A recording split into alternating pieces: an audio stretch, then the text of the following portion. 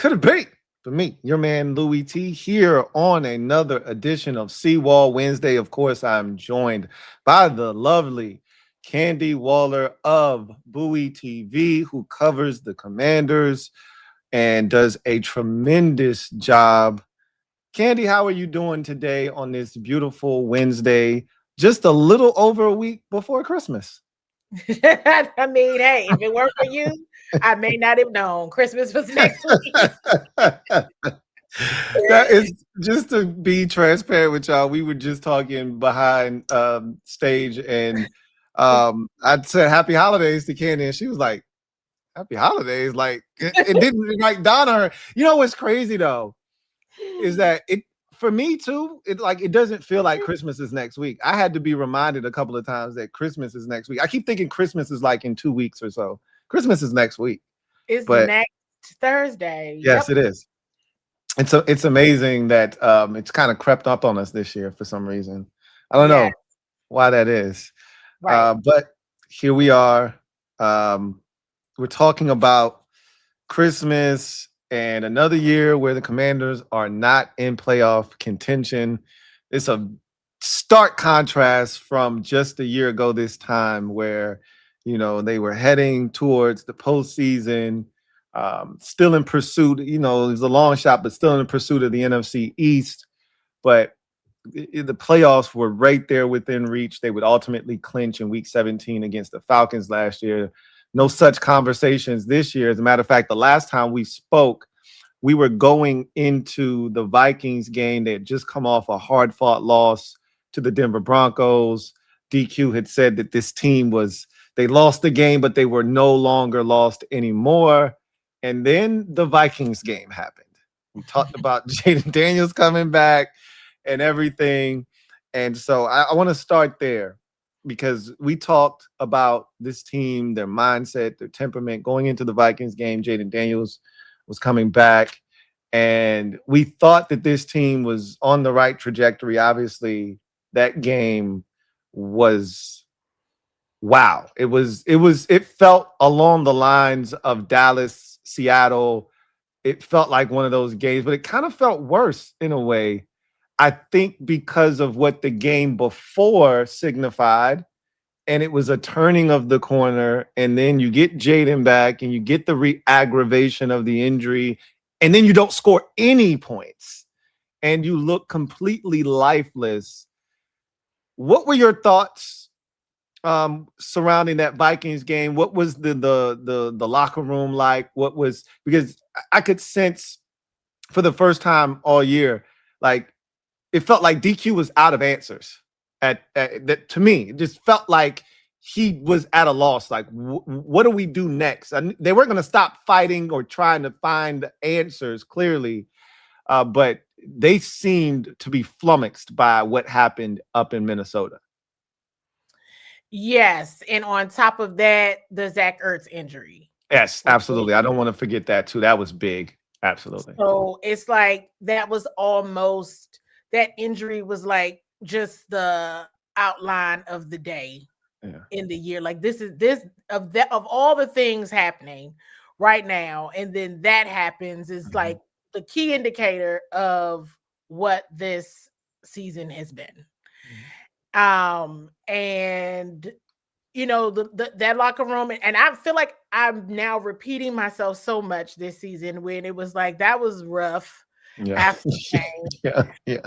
And that was rough. Like that was easily by far. I know you just mentioned all the other games they lost, but that was the worst. That was the worst. And so yes, the re-aggravation of the left elbow, the Zach Ertz injury, but to your point a moment ago, this was a game that coming from off of that Denver Broncos overtime loss, and exactly right. We were lost, but we're not lost anymore.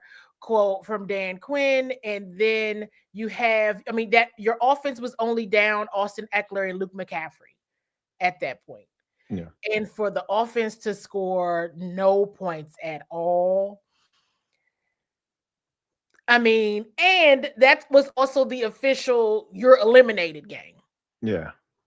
Not that right? anybody thought that they weren't going to be eliminated, but yeah, Exactly. But if you had any fight in you, you're right. Right. oh, just fight a little bit.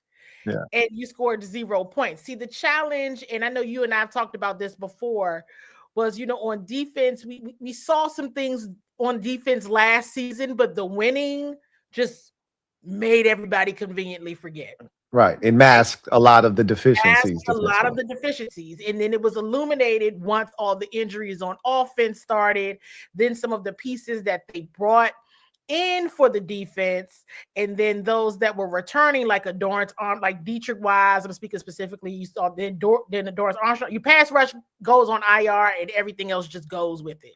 It felt like, right, and it wasn't pristine by far, but we knew there were some things that needed to happen on that side of the ball. We all knew that the offense carried it. A healthy Jaden Daniels, they carried it. It was what it was. But in that moment, you couldn't help but to think there's some energy. They got their offensive assets back. You definitely didn't anticipate 0 points. That's just not what anybody had on their bingo card. Anybody who says they thought that the Commanders were going to score 0 points that day, I don't believe them. Okay. Yeah. So that became we were sitting in there and I was like, I cannot believe. And I just kept going back to week 7 when I asked the question in the press, have you considered at any moment taking over play calling? And many thought I was talking about defense. And I think I told you, I said in that week, it could have been either or. Right. Just take it all over. Because week 4, I'm going to keep saying, week 4 was my defense. Right. Somebody needs to do something over there. Right. Yeah. Right. Week 7, I'm like, hey, everybody needs to be put on notice at this point. If you recall, in week 8 against the Kansas City Chiefs Monday night, when you saw 30 good minutes of the defense, the offense couldn't score. Right. And I'm like, this is a problem, folks. They can't get it done. They're not sticking to the run. Remember, it was the healthiest group that you have, and now they're not so healthy, at least this past week with Chris Rodriguez being out. But I'm like, the healthiest group that you have, you're not maximizing. Right. You're not getting them to do at least something that they can do, at least try to keep up. Yeah. And it all came to a head in Minnesota, surprisingly, given the offensive assets and the pieces that they had available. As Cliff Kingsbury told all of us last week, and if you watched that press conference, you heard it, it was terrible. And he said there were about 30 play calls that he wished he could wanted it back. Yeah, I'm like, you mean the whole game? And that's literally what I said under my breath. I said, but that's it. You only had like 50. Right. I don't even think we made it to 50 in that game. It was so bad. I think we had like 47 offensive snaps or something. All of it, Cliff. Yeah. All of it. You know what I mean? The whole thing. Right. And we were so critical of him for the sequence down by the goal line, right, on the first possession. You get down there, and Rodriguez is the reason you're down at the, Jaden made some throws on that. He was very comfortable on that opening possession, but you just had a C-Rod run on 1st and goal from the 9 of 7 yards down to the 2-yard line. Your next thought is, let's try to get Brandon Coleman the football. Like, that's your move? 3 straight passes, one of which is to your tackle eligible 3rd-round pick from 2024. Like, what are we doing? You're going to throw the ball to.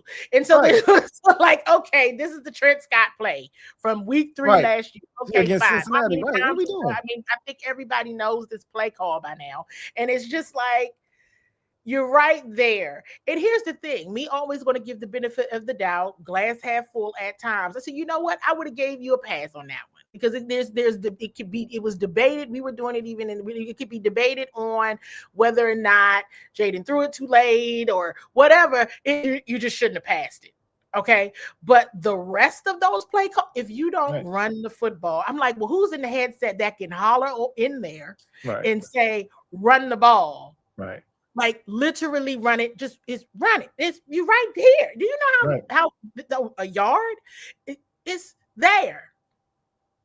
It was so frustrating. And then, in his defense, It took me 5 minutes Yeah. to be like, I can't explain this. I mean, that lost a good chunk of the fan base that first possession. And then to see the drop by Debo on the fourth down to just like put the exclamation point on it, you're just like, oh God. Yeah. And it just went downhill from there. It was bad. It was, and we've kind of seen, you know how I am with patterns, right? Or trends or themes is what I may have said in press conferences or whatever. But it, a key difference I'm finding in this season and last season is they didn't mind getting punched in the mouth last season. A punch in the mouth was just like, oh, you can hit. That's what's up. All right. And then you would see that fight. A punch in the mouth this year is a knockout. Yeah. It's off the rip. It's like they just, whether it's the opposing team offense going right on down the field and scoring first, or just an offensive series that goes left for whatever reason, they just haven't been able to recover from a mistake or something that just didn't go well. That's all they did last season. That's what they became known for. They were never going to bend, don't break, right? I think the last time I heard that was week 3 against the Raiders. And so it's just, I'm like, well, what happened? Yeah. What happened? Where did the fight go? Yeah. They just, and you saw a glimpse of it going back to that Denver Broncos game. You saw it. I saw it. I said, I know these people. And I can name distinct moments this season where I said, I know these folks. These are the people that I cover. This is the team. These are the people I covered last year. I know these people. And I saw them. Okay, week 1 kind of looked like, well, not all the way like week 1 last year, kind of looked like week 2 last year since it was the Giants and everything. The Raiders game, that was cool. That was all right. Still not the juice there. Saw them week 5, saw the defense in that first half in week 8, and then the Denver Broncos game, toward the end of the Denver Broncos game. I said, these are the people. This is them. And it just goes, and they never get it back. Yeah. And it makes you wonder, because one of the things that Cliff Kingsbury spoke about last week in his press conference as well, I think David Aldridge asked this question, and it was around the importance of OTAs. Yeah. And we've talked about that extensively as well, right, Louie? About that time means something. Yes, it does. Because by the time you get to training camp, you've already been together for 2 months. Yeah. And so it just has felt like without all the pieces there, all of the time, like last season, Cliff had a hard time adjusting. I'm just going to say that. Cliff had a hard time adjusting, and it felt like so did everybody else. And Cliff, to piggyback off of that, Cliff has been adamant about that since Terry's contractual dispute with the team. He's been adamant about not having time on task, not having the guys out on the field, getting the reps. He's big on reps, which is why I think Cliff struggles on short weeks, because I think Cliff needs that runway to put together the game plan, to have it be repped over and over and over again throughout the course of the week, so that he's comfortable calling the plays and everybody's comfortable with what they're asking of them on those particular snaps.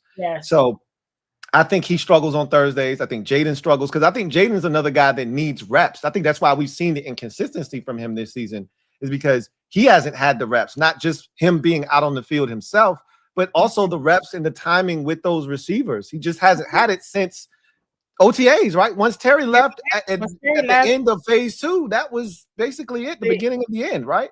That was it. And then you're rotating receivers in and out, right, due to injuries. At that point, right? Because, hey, let's keep it. Terry went out, then Noah went out. Noah started going out then, right? And so, it's a thing. It's a thing. And to your point, it be, I distinctly remember, we probably talked about this as well, when Coach Kingsbury came out and was like time on task. He was very forceful, was in training camp. I looked around at some of my colleagues. I said, Terry will be off the pup by tomorrow. And he was. I remember that. Yes, he was. He's going to be off that pup list. Somebody's going to tell him, suit up, bro, because Cliff he's at his wit's end. Yeah. He can't take it anymore because, it's just so interesting, and it goes back to just like knowing your personnel, and that includes your coaching staff.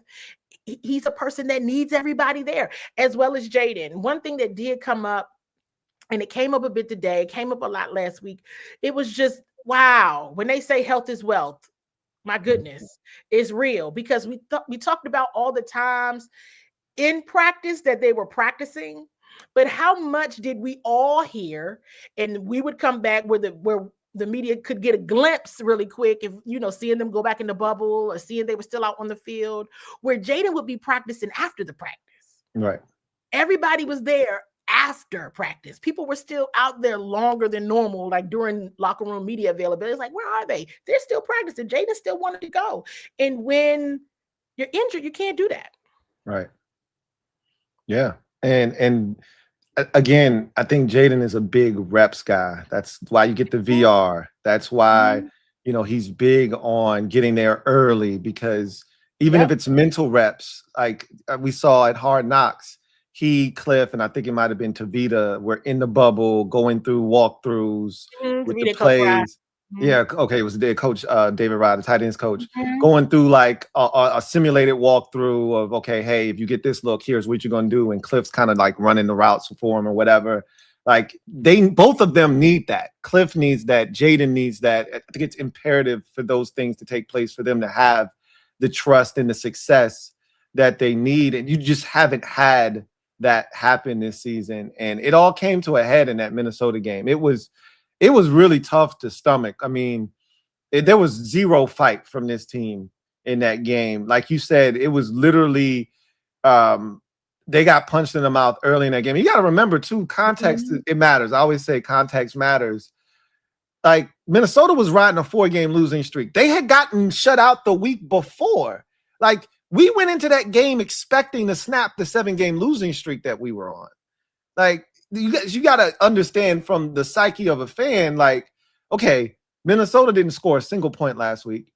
The Vikings came into the game with the worst plus minus in the turnover differential of any team in the league at minus 15. And we know we don't force any turnovers, but we're like, hey, at least if we don't force any and if we don't give any away, we're going to be in this game. We should have a chance to win. And JJ McCarthy has been one of the worst quarterbacks this season. He's struggling. He's coming off of a concussion. So you're thinking this team's going to go in there and they're going to have some success and they're going to have a chance to win. And not only did they come out, punch us in the mouth early, and we never respond, but it just got progressively worse. And then Jaden gets injured, Zach gets injured, and you don't score any points, and you're just like, wow, like what is going on here? It really started to facilitate a conversation that I didn't want the fan base to start having, but it's a real conversation when you lose 8 in a row and you just get shut out like that, which is, can DQ survive 12 straight losses to end this season? Because I brought that up when it was 4 losses, because the team looked so bad. We had lost 4 straight games by 3 touchdowns or more. You're at the point now where you're like, hey, they're letting go of the rope. And can he survive 12 straight losses if this team doesn't win another game? And I just threw that out there. I'm like, they're going to win. They got Miami. They got Denver. They had some games, Minnesota, the Giants. They're going to beat somebody. And then you lose that Minnesota game in that fashion, and you're like, wait a minute. He really might not win another game. And I'm so glad that they did come back and win. So now I want to fast forward to the Giants game, because I would imagine that week of practice leading up to the Giants game was one where they were really heavily on the players about like messaging, like, hey, this is who we are. We got to show that last week is not who we are, and that we're in this. And, DQ's theme has been, it's a NFC East tournament. You win and survive in advance. Like he's really selling that. Like I'm like, hey, that's cute, DQ, man. I can appreciate you finding a way to try to motivate these guys at the end of the season, but they needed that Giants win so desperately. Not just DQ, but the players in that locker room. You could tell. He said this in the press conference after the game and then the next day at least 12 times. I told them take an extra few minutes to soak it in, basically, because it's so hard to win in this league. Talk about the contrast between the locker room, Jaden injured, Zach injured, and the silence, I imagine, that was Minnesota. And then the difference a week makes as they finally get a win. And they tried their hardest to give it away versus the Giants a week later. I thought they were going to lose. Yeah, and you know what? And let my shade and snarky comment come right out. And that's probably the most miserable I've ever been in a press box. It was so cold. It was like we were outside. I was going to ask you, were you guys cold in there? Unbearably cold. And I was just like, what are the windows not sealed? What kind of a and I normally have an all right time. I'm not having the time of my life, but it's fine. I can work, but it had just it weighed on me. And I think like even JP made a comment on one of Donna's posts, like we were all cold, but Candi was the coldest. I was upset. Just think of it like at the end of the season, I will show you the picture. It's similar to the one I showed you in training camp after the Patriots. I was just down bad. I've been down bad a lot in these and it was, and so I was. It was cold though. Everybody was cold. Like I don't know if you watched the mic. So they had Frankie mic'd up, and they just put that out today. And you should have heard how many players were complaining it was cold. It was so cold out there. I said, it's bad when you look on TV and you're like, man, it looked cold out there. I'm glad I ain't out there because it looked cold out there, man. And what was he doing? He and Deron before the game. And I'm like, okay, whatever it is that makes right. Like, Frankie, where's your shirt, dude? What is this? I know what you're trying to do, but you don't need to do this. This isn't right.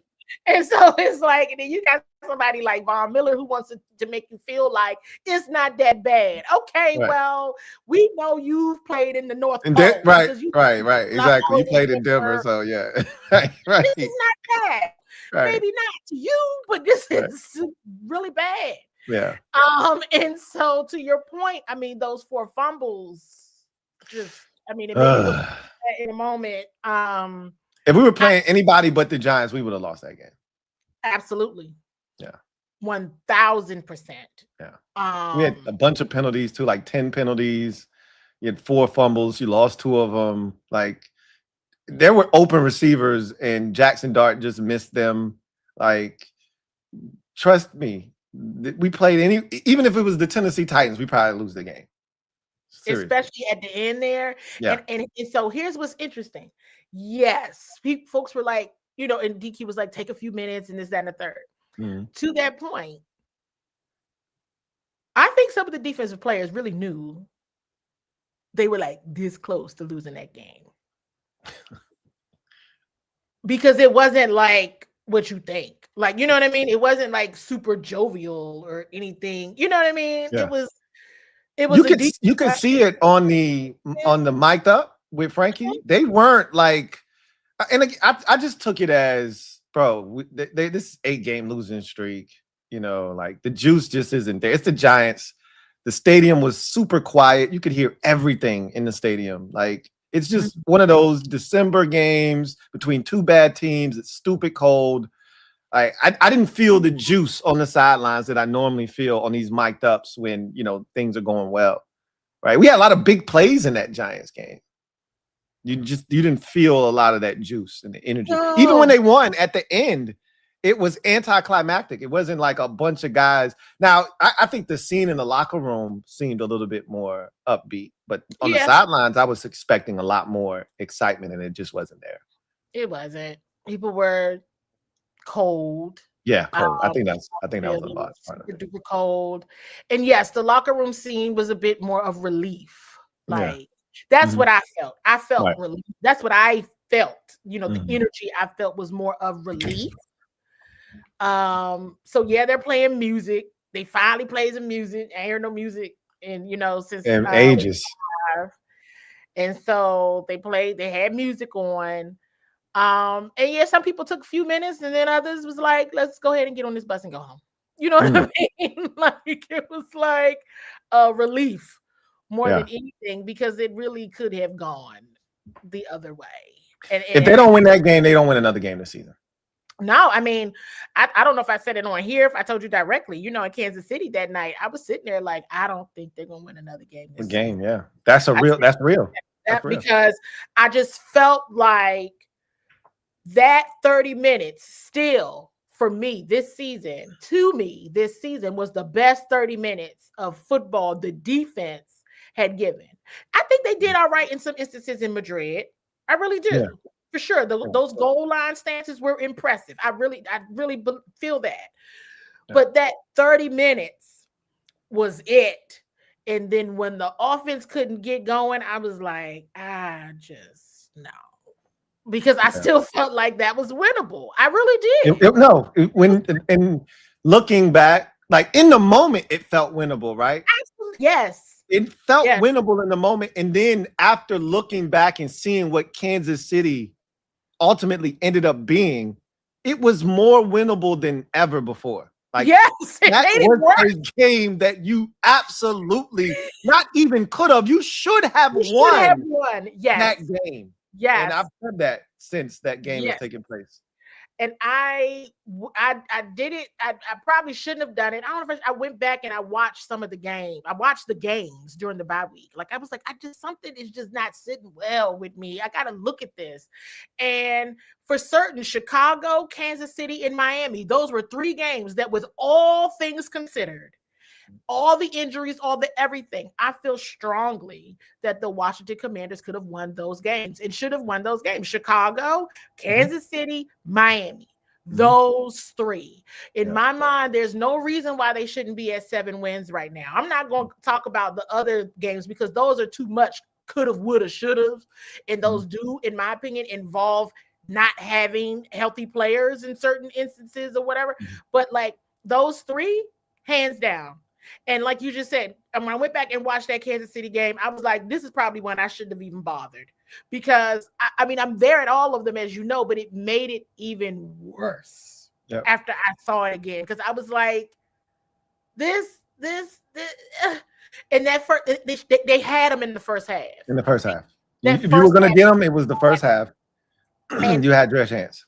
Yep. And they just couldn't get the offense going. But I was like, that was the best 30 minutes. And remember, we were talking. I said, hey, listen, that 30 minutes, that was it. But I will also say, I saw the defense do something that night, and I haven't seen them do it.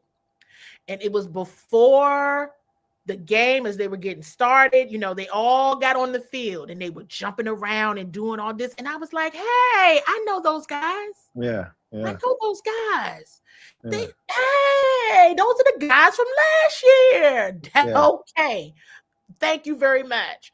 And you saw it. And I don't know. It's, and I know Frankie still does his thing in the locker room. I just don't know what happened. But there is something to be said for the health. They had it last year. They didn't have it this year. But you're going to have to still figure out a way to win with who you have, and you just got to anticipate. It's like you can't be that stifled without having all of your pieces there.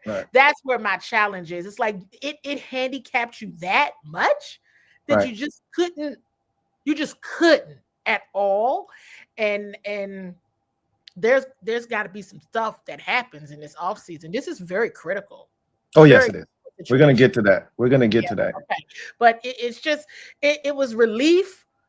But to our point, they were too close because I I'm looking at the game. I'm already cold, so I feel like I'm in unbearable work conditions. So I'm like, please don't go to overtime. I don't need more of this. That's what you were thinking. I was like, I'm leaving. Like I was just kind of like, I can't do this. Like, what is going on? But at the half, in a perfect world, score could have easily been 28-7 at the half. Yeah. Like easy in a perfect world. Like, and should have been, in my opinion, still with what they had out there on Sunday. I'm like, what is this? And they needed a punt return and an interception to lead to a late field goal to even get it to 22-7. Exactly. Right? With not for big plays there, it's 13-7 more likely. The Giants are hanging around, and you're like, they're gonna. Until that sequence of events happened, I thought we were still gonna lose the game at 13-7. For as well as we had played, it felt like we were dominating the game. It's 13-7. Right? Yeah, we're gonna lose this game. Because I mean, they're just scoring, and I mean, you know, and if their kicker wasn't missing field goals, it could have just gone a different way. There was a multitude of opportunities for it to do so. Yeah, for sure. So they win the game, get their first win in over 2 months, and you guys come back. It's a short week. You hear from DQ, and he shuts Jaden down for the season. What were your initial thoughts? Do you think it was the right decision? And where do we go from here with Jaden? I think it's the right decision. I mean, if he's not medically cleared for contact, then that's your answer. Like, that's just for me, it was just really that simple and literal. If he's not medically cleared for contact this week, then what are we doing? Right. I think the schedule played a huge part in it too, because you short week, and then you turn around and it's an even shorter week the following week against Dallas. If he's not cleared now, the likelihood is he's probably not cleared for Dallas. And even if he is, you don't have the time to really get him prepared the way you want to. It just didn't make any sense. I agree with the decision wholeheartedly. Look, I was one of the ones that wanted to shut him down after the elbow. So you can't ask me, because I wanted to shut him down after the Seattle game, and that was without knowing the severity of it. Just the look of it, the aesthetics of it. I was like, no, he's done. Shut him down, put him on IR in this season. We'll come back and try again next year. Because the worst fear of a fan is what just happened to Patrick Mahomes, right? Well, I mean, you know, yeah. You can't, and it's football. You can't go in scared and all that. I get that. I've been a fan of my entire life. I understand how this works. But the way his season is gone, where it's one injury after the next, you got 3 games left in a meaningless season. You've lost this season. And he's not 100%. And even if he was medically cleared, he still wouldn't be 100% healthy. He'd still have to wear an elbow brace. He'd still be a guy that you don't want taking a bunch of contact. I don't want him out there in that condition and state. You know what I mean? Like, what are we doing here? Just because you want him to get reps. All reps ain't good reps at this point. And God forbid something like the Mahomes injury would have happened, and now we don't know when he's coming back.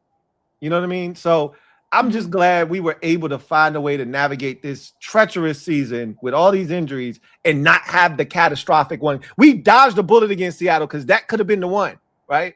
That could have been the one that required surgery, ligament damage, all of that stuff. Could have happened, and it didn't. So in your mind, it was the right thing to do. Oh, for sure. I mean, if he's not, that's all I kept saying. I was like, if he's not medically cleared for contact this week, then just shut him down, because he's not going to be medically cleared this week. He probably won't be next week either. And to your point, it's going to be it's a shorter week. And listen, I'm one of those. If he's healthy, he can play. You know, I'm one of those people. Like, if he's healthy, he can play. I'm definitely one of those folks. But if he's not clear, then no.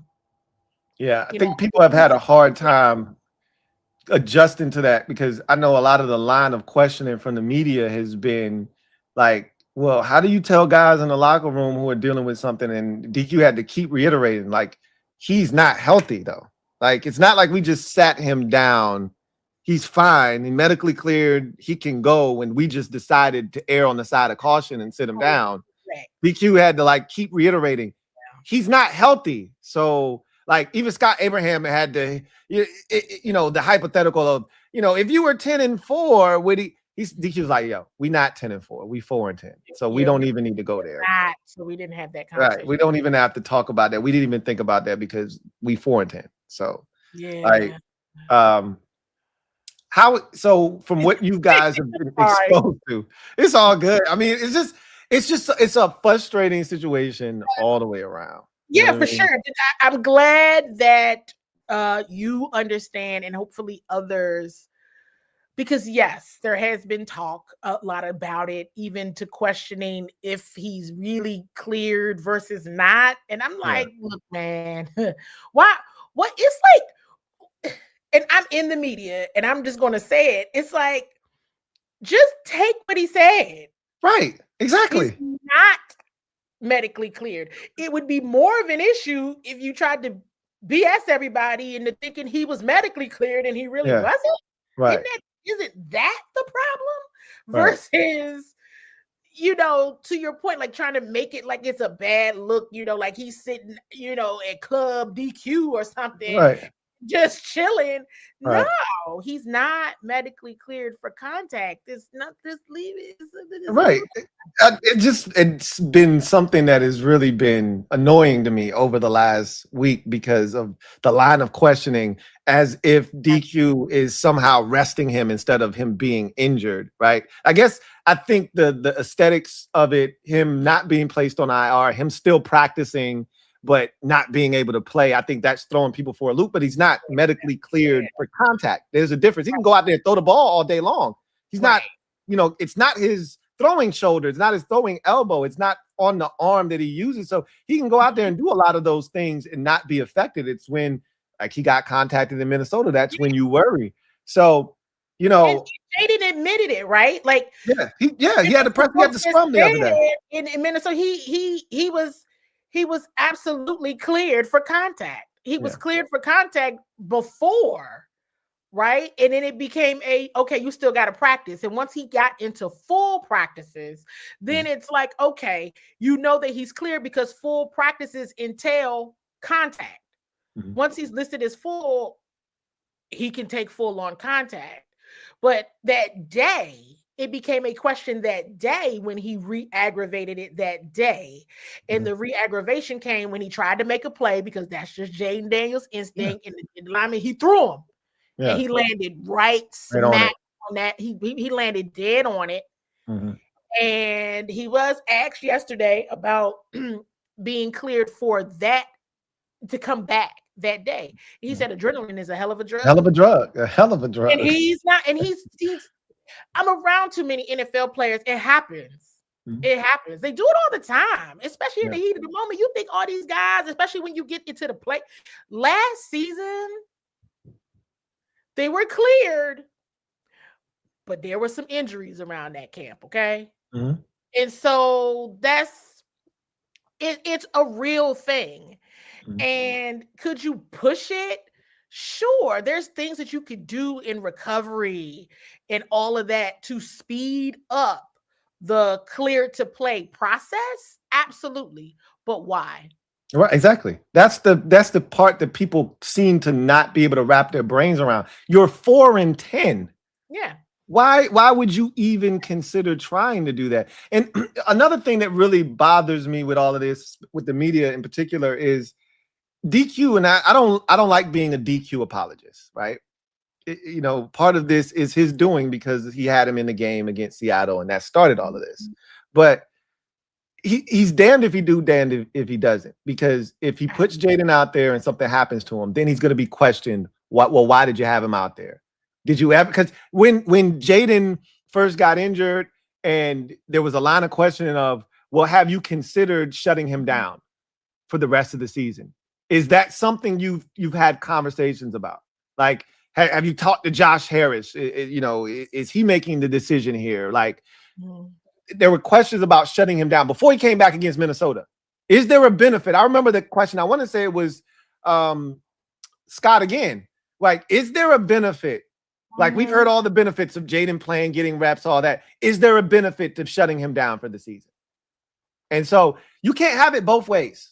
You can't put him out there. He needs the reps. Now he's banged up. But are the rest of the players who are dealing with injuries, why aren't you saying like I thought the most ridiculous question was, well, Laramie Tunsil's dealing with an injury, and now that Jaden's not playing, should Laramie not play? Like, what are you talking about? Is he healthy enough to play or not? If Laramie's healthy, what does Jaden not playing have to do with Laramie Tunsil not playing? So Marcus shouldn't get protected because Laramie's your star left tackle. He shouldn't be out there. Like, what are we talking about? What does that even have to do with anything? Yeah. So I mean, I hear the criticism from the media, but it's like, I mean, and I know you have me on your show as a media person, but I understand. I don't ask those kinds of questions. No, you don't. And so, but I, and it's not, it's. Here's the crazy thing, right? Let's go back to the Minnesota. Here's the crazy thing about all of that with that day and that game in Minnesota. And I know everybody's like, but you didn't have a chance. Here's the reality, but they did. They weren't eliminated until that game. There are parts of recovery, like the recovery process for them isn't like the recovery process that it would be for like me. You know what I'm saying? Right. It's not, it's different. Yes. The process, the different, because that's all they're doing all day long. Right. Along with their nutrition and all that. It is a thing. And there's a way you can rev things up. It's a thing. I mean, I think everybody forgets that Jaden had a rib injury last year. Okay. So, and played through it. Yeah, and he told on himself it was a broken rib. I was just like, Jaden, yeah, he told on himself it was a broken rib. Hey, I did that with broken rib. What? Yeah. So, but you had to see how things had to materialize with the offensive line and all that. But you also have to pay attention and know your person too. His instinct is to make a play. If he lands on that elbow, ain't no telling what's gonna happen next time. Right. And that's why I keep telling people you can't protect him because it's instinct.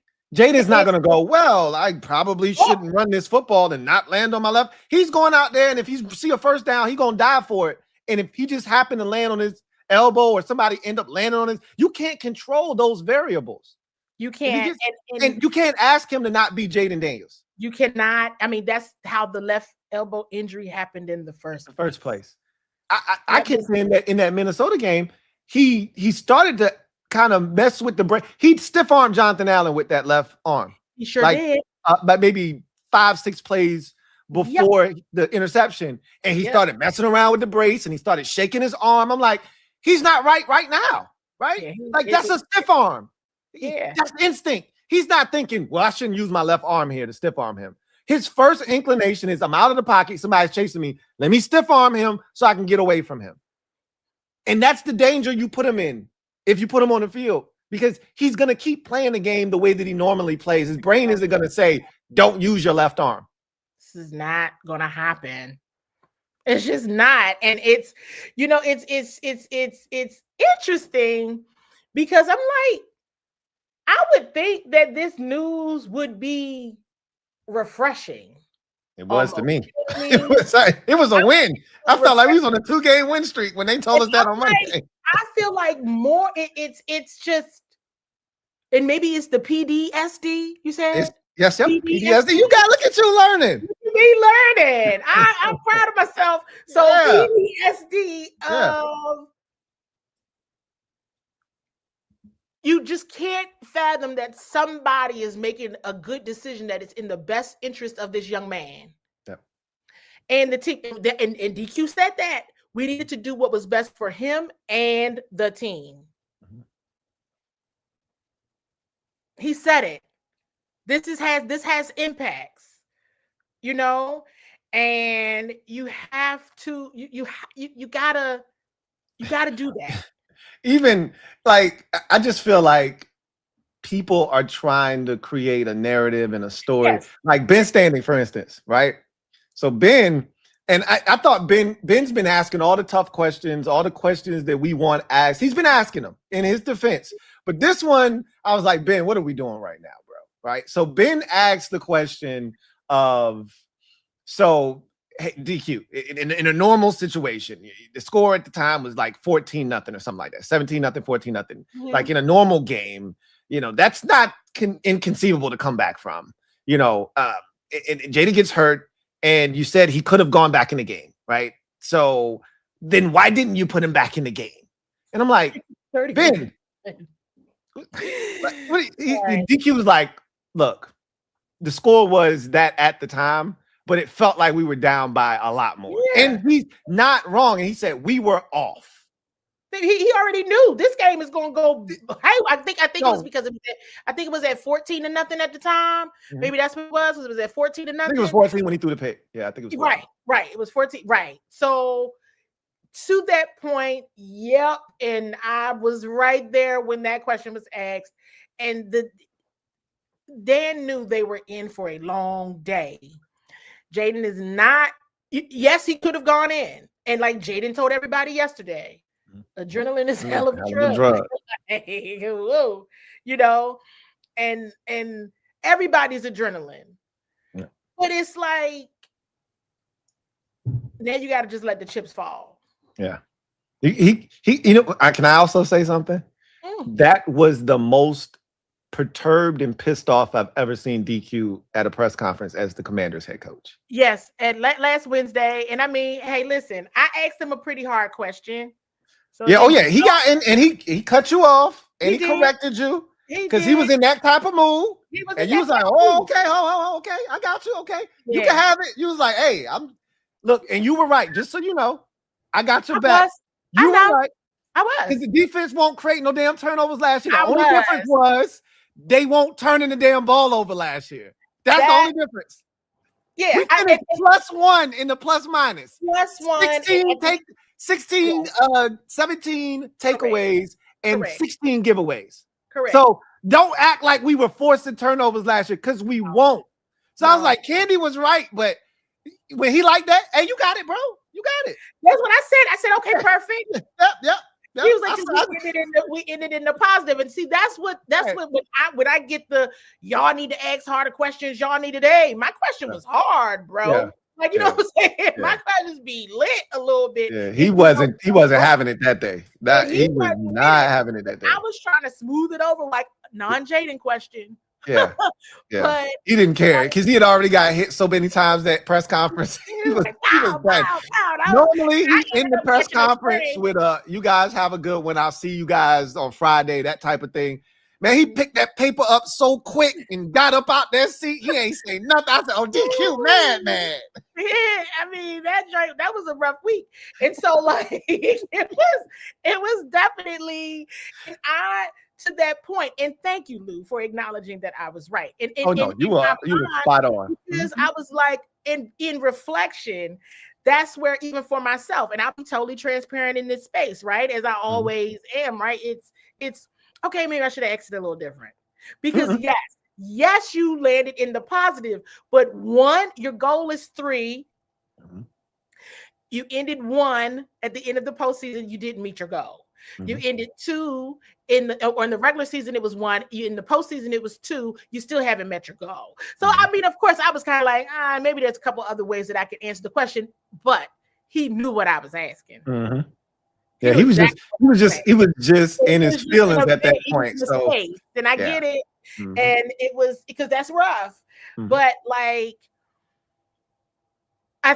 here's what I'll say. They're doing right by Jaden. And what Jaden also said in the press conference yesterday is this is new territory for him. It's new territory for his family. This is new territory. He doesn't get injured. And when he does, like the rib injury is something that he can play with. Hey, we're going to figure this out. Speed up the recovery process. You can speak. I mean, i.e. Sam Cosmi. Okay.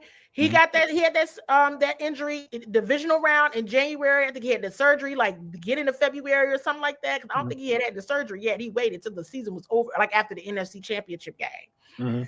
Had the surgery. Has worked his way back. Came back in week 7 in October. That's like unheard of. Mm-hmm. right? And so, and Terry talked a little bit about that in his scrum today. But my point is, like, there's things that can be done in the recovery process to get you ready. Mm-hmm. Everybody's dealing with something, Right. but and you could be dealing with something and be cleared for contact. Right. You really can. Like, it doesn't have to be like, look at what Will Harris just did. Mm-hmm. What a broken fibula. He came back. He was able to come back. It's certain things there, but based on the re-aggravation of that elbow and just knowing Jaden's instinct, he showed everybody his instinct. That's who he is. And what does DQ always say? If you can't be 100% of who you are and express yourself, right? Yeah. Exactly. What we doing? That's it. And it's like, you know, and here's where I'm like, you just gotta admire Jaden Daniels. Yeah. Because they were going to, let's be very clear, they were absolutely going to IR him. He was like, and this is where I love that. That part I didn't know until DQ told us the other day. No, do not IR. Please don't. I mean, like, it was a situation. I did not. So, you know, as fans, I know me, I'm guilty as charged. I will admit. My first inclination after the elbow, put him on IR in this season, yeah. But you don't think of the ramifications of what IR means, right? Yep. You don't get to travel with the team. You don't get to be around your teammates. You don't get to practice, right? You're isolated from your teammates, basically, when you're placed on IR. Mm-hmm. And clearly that is not what he wants, right? He, as cold as it was, he was right out there with his teammates on the sideline, freezing right with them, right? He is practicing on a limited basis. I wonder what if there's a firestorm that will start if he ultimately ends up practicing in full at any point during the rest of this season. I don't know what's going to happen. How the media is going to respond. If I was them, I would just leave it as limited. Even if he practiced in full, probably can't do that. Even if he does, just limited. You know, by NFL. I'm like, I don't want to deal with it. Yeah, look, I know if that thing turns to full, like, let's say after the Cowboys game or after this Eagles game, matter of fact, and he's able to practice in full before the Cowboys game. Oh, Lord, have mercy. Do you know what line of questions he would get the next day? Like, it would be crazy. But I admire the fact that he was like, nah, don't put me on IR. I need to be there for my teammates. I need to, you know, be around my guys. I did not even, that didn't even register with me until DQ said that. And I was like, that's big. And then understanding and learning a little bit more from Jaden and his scrum, and then just, you know, like asking around, you know, just asking, right? Because those are the moments that people don't see that happen in press conferences, because it's timed.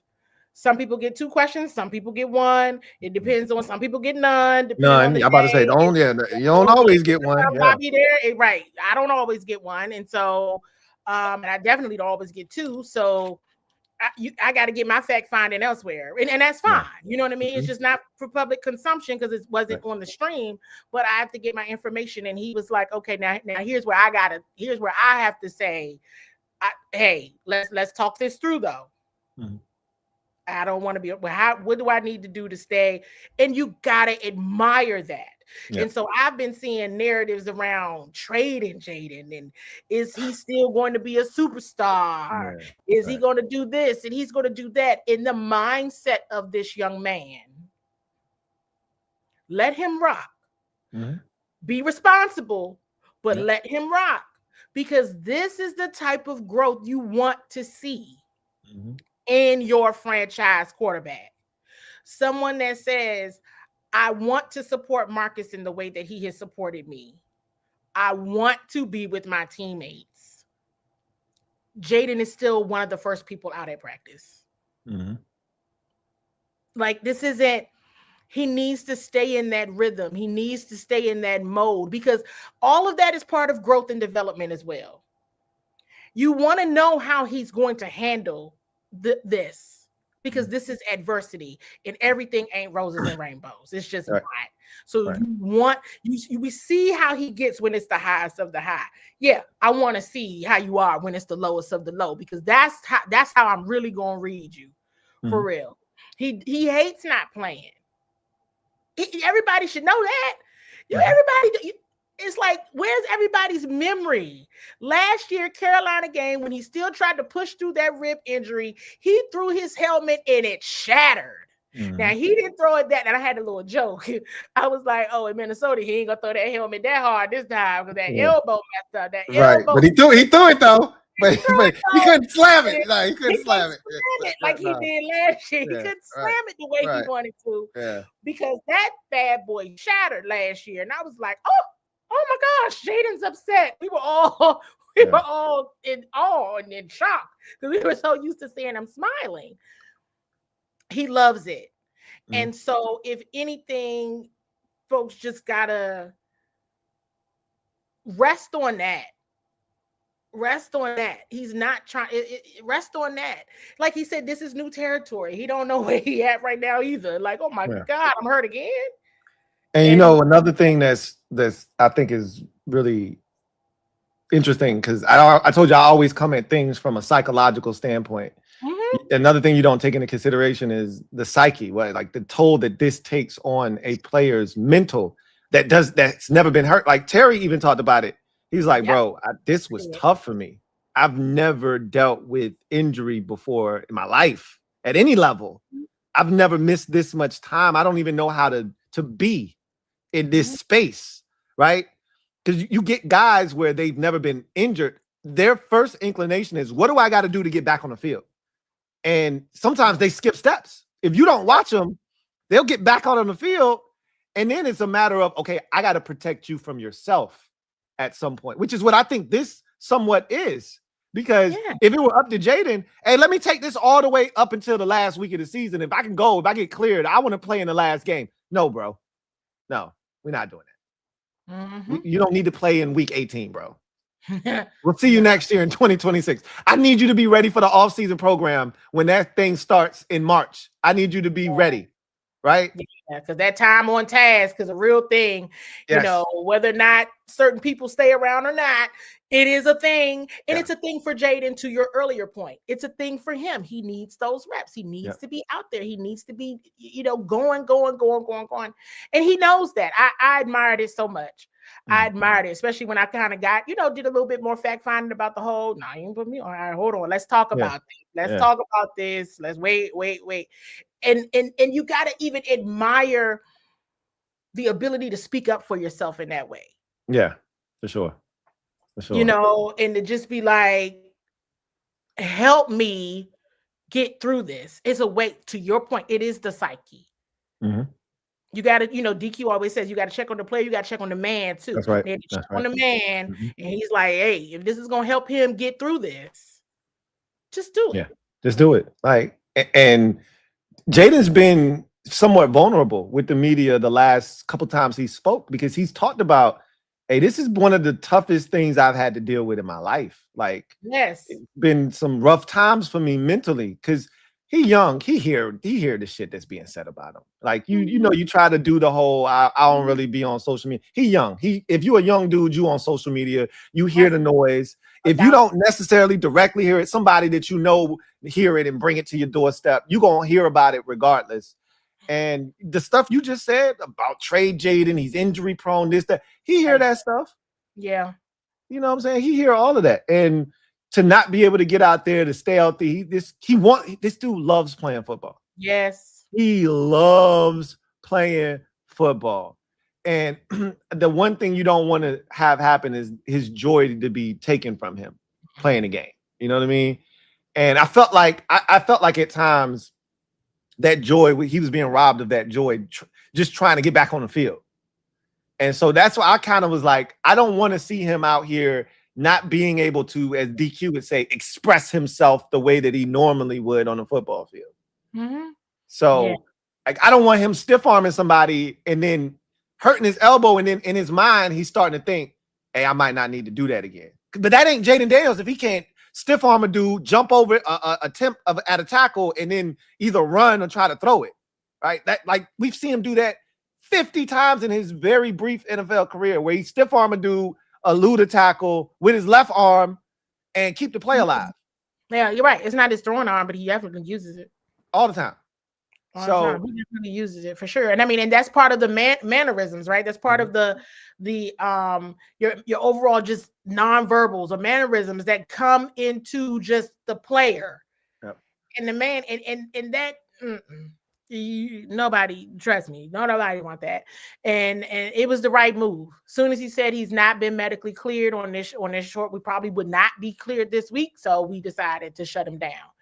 It's the schedule. Like you said earlier, it's the schedule. And hey, he's not cleared this week. It is what it is. Ain't no point in playing him. And then that would have just been a whole nother debacle. Because let's be for real.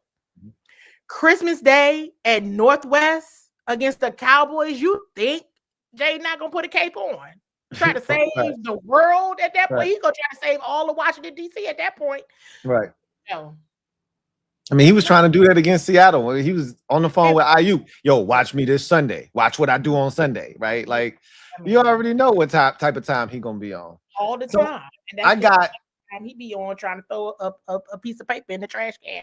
That's just how he is. Super competitive. We've seen it, right? With the little game they threw with the ball, throwing the balls in the net. Like, he want to win at everything. So we already know. And I wouldn't have it any other way. That's how I want my star quarterback to operate in every space. So I'm thankful that he's here. I'm thankful that DQ did the right thing. To me, there was no other way to go about this because I don't want the alternative. The reps that he could get at the end of this season, the risk versus the reward, to me wasn't worth it. Like, I'd much rather have him be ready for 2026. Yeah, I mean, and I think there was another narrative, and I feel like everybody, it's been explained, and DQ has explained this in other environments as well, where he and Adam try to make decisions together. And I think Jaden shared, DQ and Adam was the ones who told him, and they talked it through.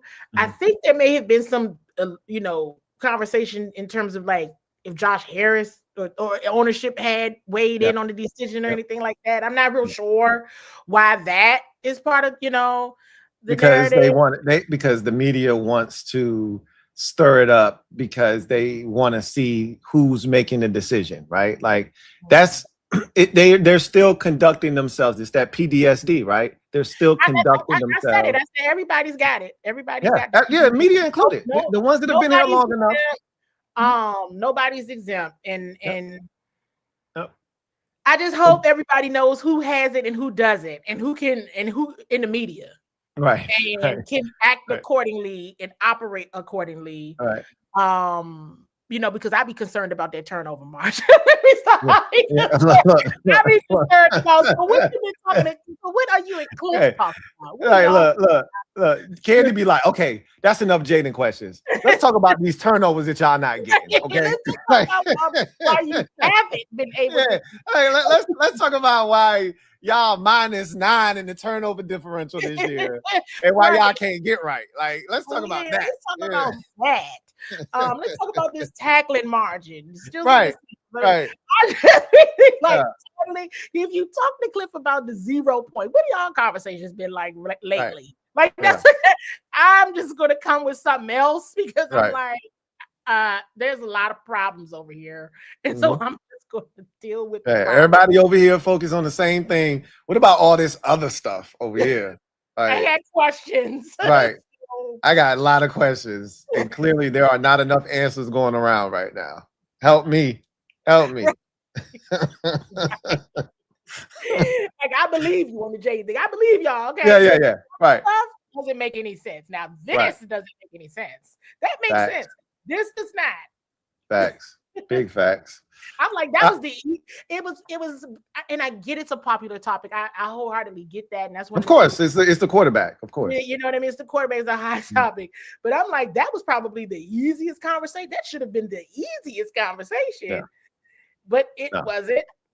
No. All right, let me go in my lane of football. Right. Yeah, it drives the narrative. It drives, it moves the needle. It gets numbers. That's what people want to talk about. In a lost season, you want the hot topic, and Jaden is the hot topic. So I understand it. It doesn't make it any better, but I understand it. Yeah, if you haven't checked out his scrum from yesterday, folks, it was great. Yeah, I played it on my show. Okay, It was okay, 6 minutes great. long, and Yep, I went ahead and grabbed it because I knew a lot of people weren't going to be able to access it. yep. So I grabbed it, put it on the show yesterday. So I made sure everybody could hear. It was like you said, it was great. It was It was great. again, Jaden being, like I said, as vulnerable as you're going to get him. Normally, he plays it close to the vest. He's not going to tell you how he feels.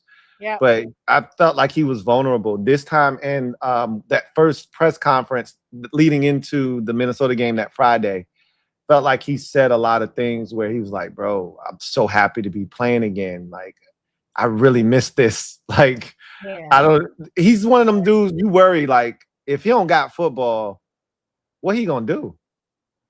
You know, like he eats, sleep. Like, I always go back to, they had this thing when he was doing his press run during the Super Bowl, and Bleach Report showed him this montage of silhouettes of players Yep.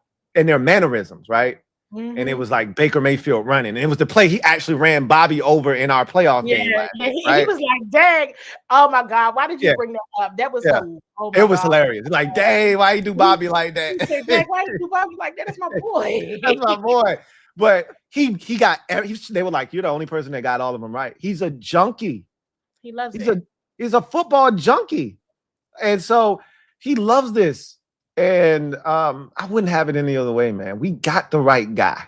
We got the right guy. I can't wait for him to get healthy. And they got to do a better job of surrounding him with talent. AP failed him this offseason with the Terry contractual situation, not getting that done. Like this Laramie thing, like a lot of fans, that PDSD coming out. They like, watch him do the same thing with Laramie this summer. Oh, no, and I'm like, that's not gonna happen. I was like, no, we're not doing that again. No. Hopefully he learned his lesson, and we get this Laramie thing done ASAP. And the good thing is Laramie is his own agent. So I'm hoping that eliminates some of the stuff that we saw last time, because I feel like Terry's agent had a little bit of ego involved in this as well. And it made the situation a lot worse than it needed to be. I'm hoping they can just get straight to the business of it with Laramie and get it done, because clearly this man is a massive part of what they want to do moving forward. So you got that right. That PTSD is real. It's real. But I got a couple of big questions for you. We're gonna get to those on the other side of this break. I got some questions. I know one of them is your boy, but I need you to be honest with me. So we gonna take this. That's loaded, because ain't no telling. I think I know who you talking about. Okay. We're gonna get to it, and we're gonna talk about it on the other side of this break. Okay. Sleeper is the best way to experience and connect over sports together. It's a one-stop shop for all of your sports needs. You can celebrate and chat in the games in real time with other users, get the fastest scores, blazing fast news and alerts right at your fingertips. Play in fantasy leagues and win real money on picks contests. So enjoy sports the way they were meant to, together. Download the #1 sports app today. Predict the hottest football stats like passing yards, receiving yards, touchdowns, interceptions, and much more to cash in on your daily fantasy football skills. Use promo code LTN, and Sleeper will match your first deposit up to $100. Terms and conditions apply. See Sleeper's terms of use for details. Currently operational in over 25 states. Check out Sleeper today. Sleeper. All right, so we're back here on CWall Wednesday with Candi Waller. You know, one of my favorite guests to have on the program. Really appreciate you for taking out the time to do this. So I'm gonna toss you a layup first, and then we're gonna get to the hard stuff. So I want to focus on the receiver position for a second. And Noah Brown is a punching bag for this fan base, and at this point now, he's been placed on IR. This has to be it for him, right? There feels like there's this unconditional love for Noah Brown with Cliff and DQ that is nauseating at times, because it feels like he's been hurt more than he has actually been on the field, yet they keep investing in this notion that this guy is such a great competitor and he's this and he's that. And while he might be a great guy and he works hard, we just rarely see him on the field. There's no way he can be brought back here, right? I don't think so. I mean, I don't know for sure right now at this moment because it's still in the current season, but I would think no. And yeah, there's no shade. I'm cool with everybody. I'm super cool with everybody. Yeah. But and yes, he has battled back. He is a competitor. All the things that Dan Quinn always says. Yeah. And then Cliff says, but all that, but that this has been a lot in the last year. Mm-hmm. A whole lot, especially in this short period of time from when he was injured in OTAs to now, because in the last two, like when he got injured in the Green Bay game, and then when he got injured on Sunday, I didn't even know what happened. I literally was like, why is no one walking? That's everybody. No, like you never see the play. The only time we saw him get hurt was the play he got hurt. I want to say it might have been Dallas last year. Forgot the actual team he got hurt against last year, but he fell on the sidelines, right? At home, yeah. It was a home game. Yep. It was a home game. It was in that stretch where we lost 3 straight. I don't remember if it was Philadelphia. It wasn't Philadelphia because that was a road game. It had to either be Pittsburgh or Dallas. I feel like it was Dallas. And we saw him. He fell on the sideline and he couldn't get up. And so, right. Yep. It was, yes. Because all the rest of the injuries, you're just like, wait. Noah Brown's questionable to return? What do you mean? What? Like he made a catch on Sunday. And we're like, hey, look at Noah. He always plays well against the Giants, right? So we're like, maybe Noah Brown's about to have one of those Noah Brown type games against the Giants, right? Yeah. And the next thing I know is his flap jacket's up. He's walking to the locker room like, wait, what happened to him? And the fan base lost it when they saw him walk into the locker room. Yeah.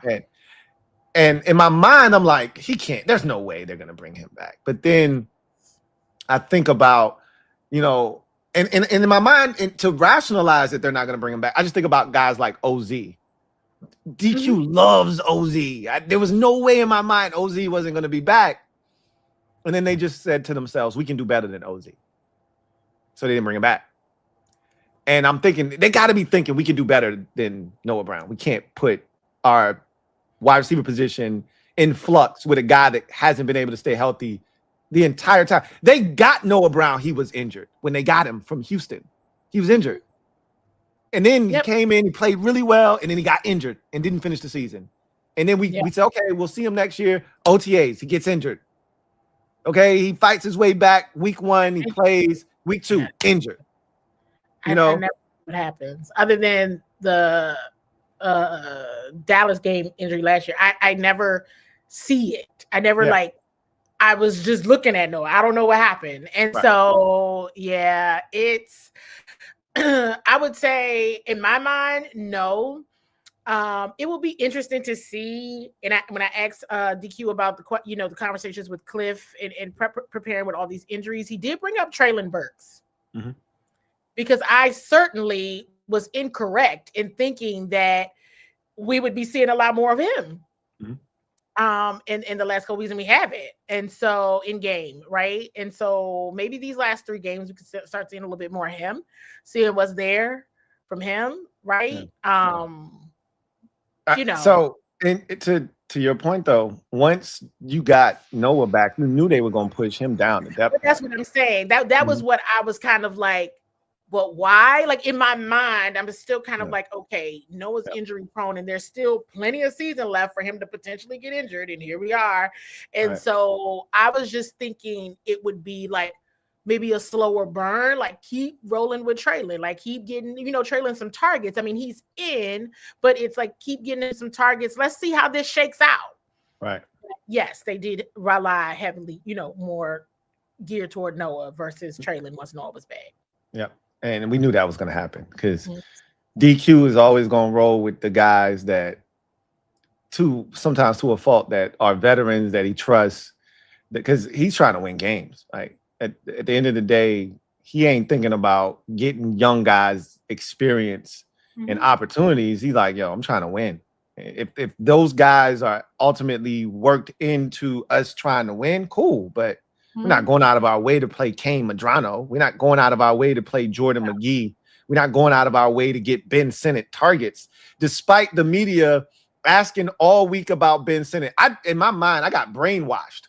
I said, oh, yeah.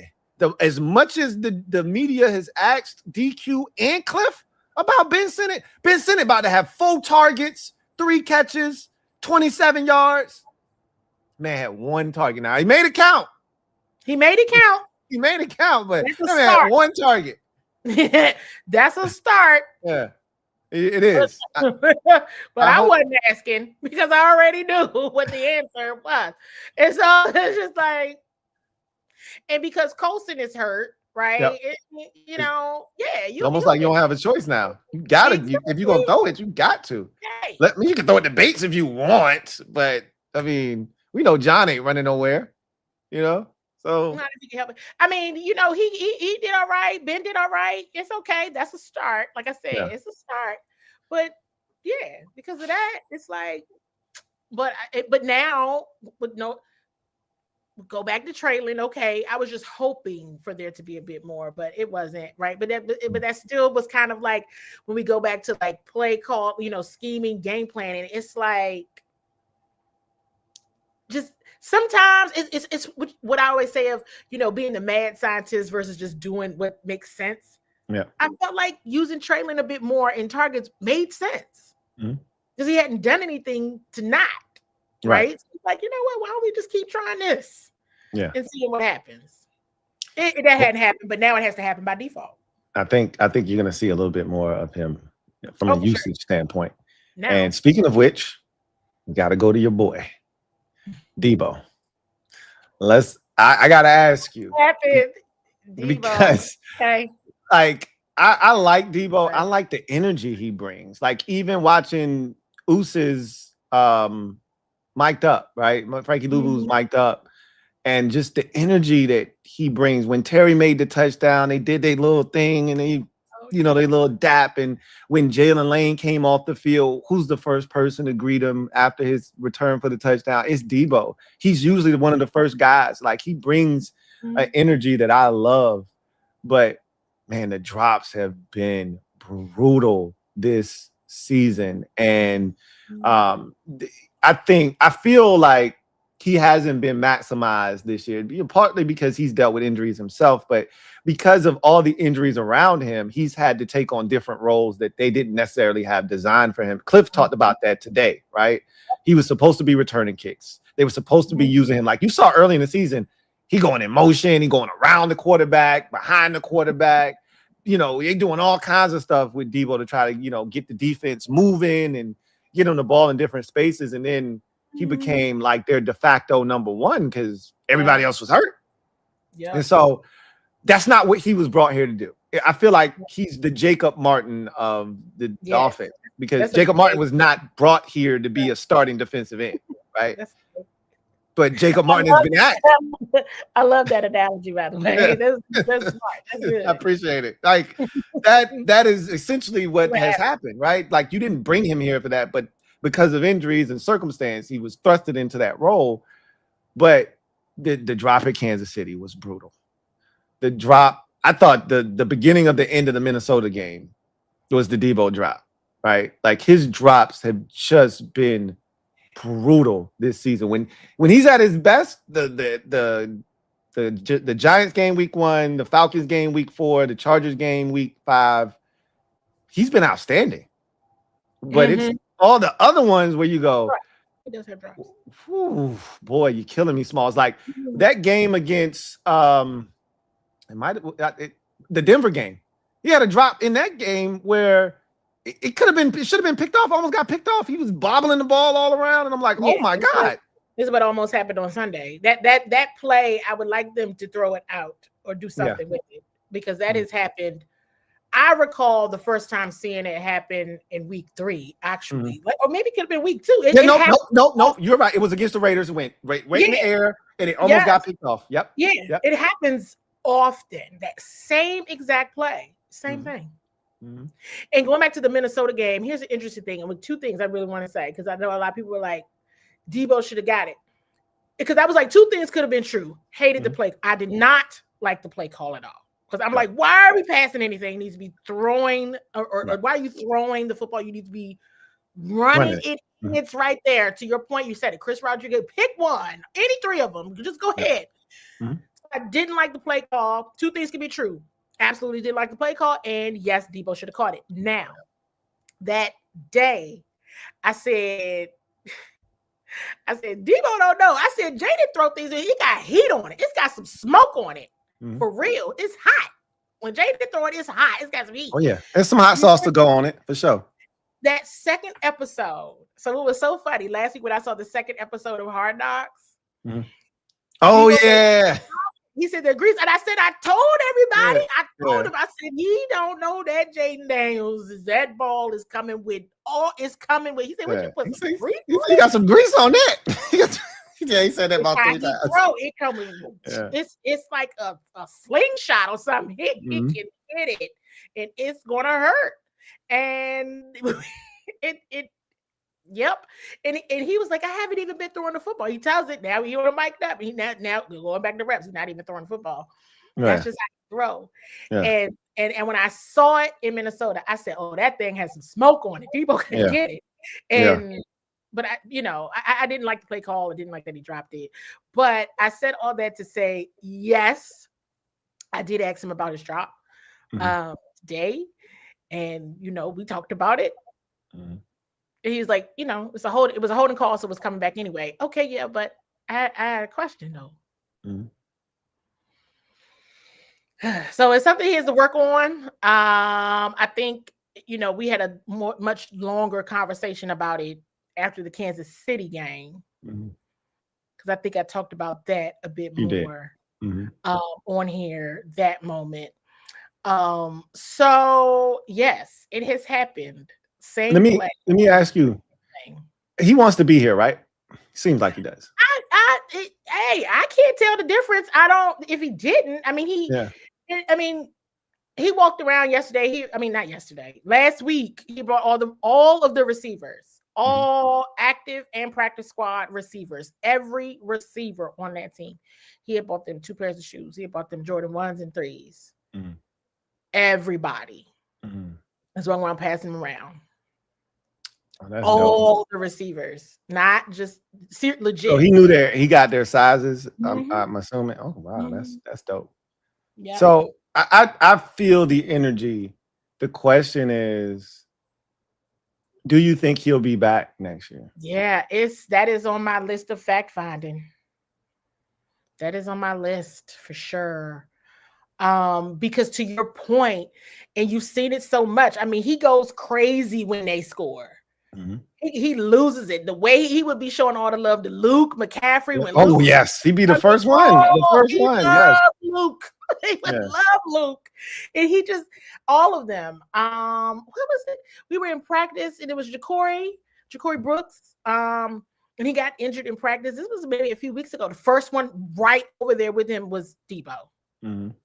He got there quick. Like it was just talking to him, whatever. So far, from what I can see, he is an excellent teammate. Oh yeah, I've gathered that for sure. Top tier teammate. Just fell right in with the guys, and he's cool. He's cool, and you got to get to know him. Yeah. I know his scrums are not, everybody's cup of tea. Yeah, no. But But that's a lot of players though, where they're not really comfortable talking to the media. But with his teammates, let's be clear, he is a talker.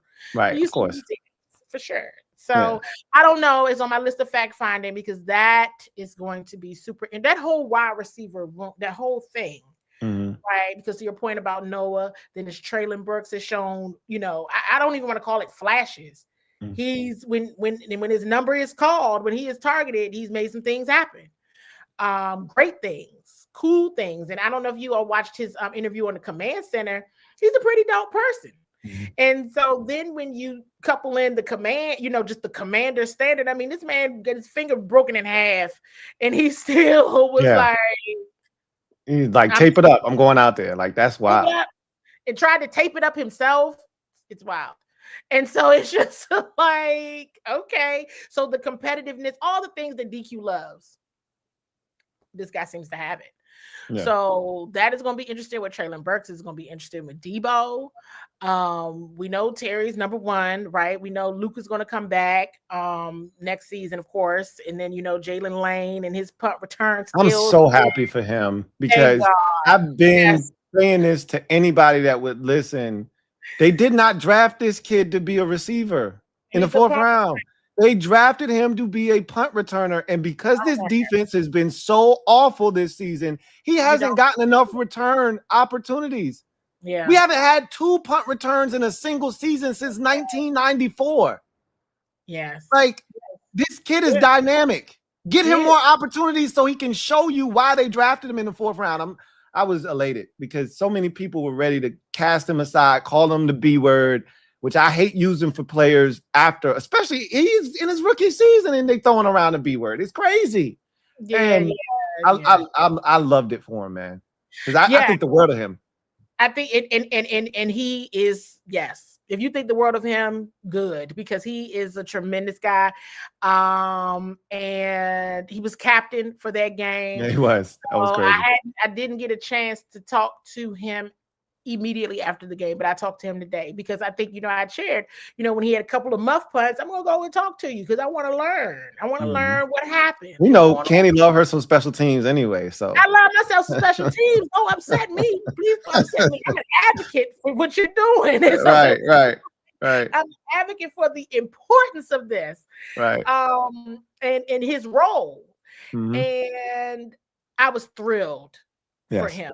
I was thrilled for Jalen. Captain, he was named a captain. And so for him to come with that captain swag, like he brought it. He'd been waiting for that. Yeah. Yes, the defense has to get more opportunities to do that. That's so good thing that they did. But those are the things when people say they want to see the young guys, you want to see the young guys. When I say, well, they're out there. Mm-hmm. People like they're out there, but again, to your point, it's situational. The defense hadn't given opportunities for stuff like that to happen. Yeah. They're out there. They're utilizing these guys. When they're not, that's when you got to start asking questions, other kind of questions, But phenomenal. But going back to overall wide receiver group, it is going to be interesting to see what happens with that group this summer or this. It is very much so, because I don't know if you've been following the whole Brandon Ayuk situation, but he doesn't strike me as a commander standard guy. Well, I don't know the last thing you saw, but Kyle Shanahan was like, I haven't even seen him in the last month. Yeah. Did you see that? I've seen that. I've seen his post on social media. Yeah. Well, so the commander standard is a real thing. And so like last year might have been like, like a talk thing. You don't really know, because it's the first year of it. Mm-hmm. This year, it is a real thing. So for you to pick up on that, in my words, use your clues. Mm-hmm. Because how the head coach of the team you want if you still want to play football? Let's go back to Jake, somebody who just loves football. You don't even want to be on IR. You want to just be here. Right. And I think, Louie, you're good. You're very, very good, because Nikki Javala had just asked Coach Quinn last week about the number of injured players that are still in that building. Mm-hmm. These guys, I was glad that she brought it up, because I was like, oh, okay. I didn't know, was it a secret? Like, are we supposed to tell them? Like, I saw such and such. Like, I was like, I don't see nobody else talking about this, so maybe I shouldn't tell nobody that I see these people on regular basis, because they're still in here. Right. I haven't experienced that, and I don't know how many other places. And I'm so glad, Coach Quinn said, no, I don't ask them to stay here, because once you're on IR, once you're injured, you can go be wherever you want to be, and wherever you feel most comfortable doing your surgery, rehabbing, all of that. Okay. And so these guys are injured, walking around in boots and slings and crutches and everything, and they are still in the building. Going to your comment about Brandon Ayuk, You love football that bad. Maybe you don't really fool with the 49ers like that, but to my knowledge, this is a very nice establishment. So I'm not sure, but you still need to be engaged, right? Yep. The head coach hasn't seen you in a month.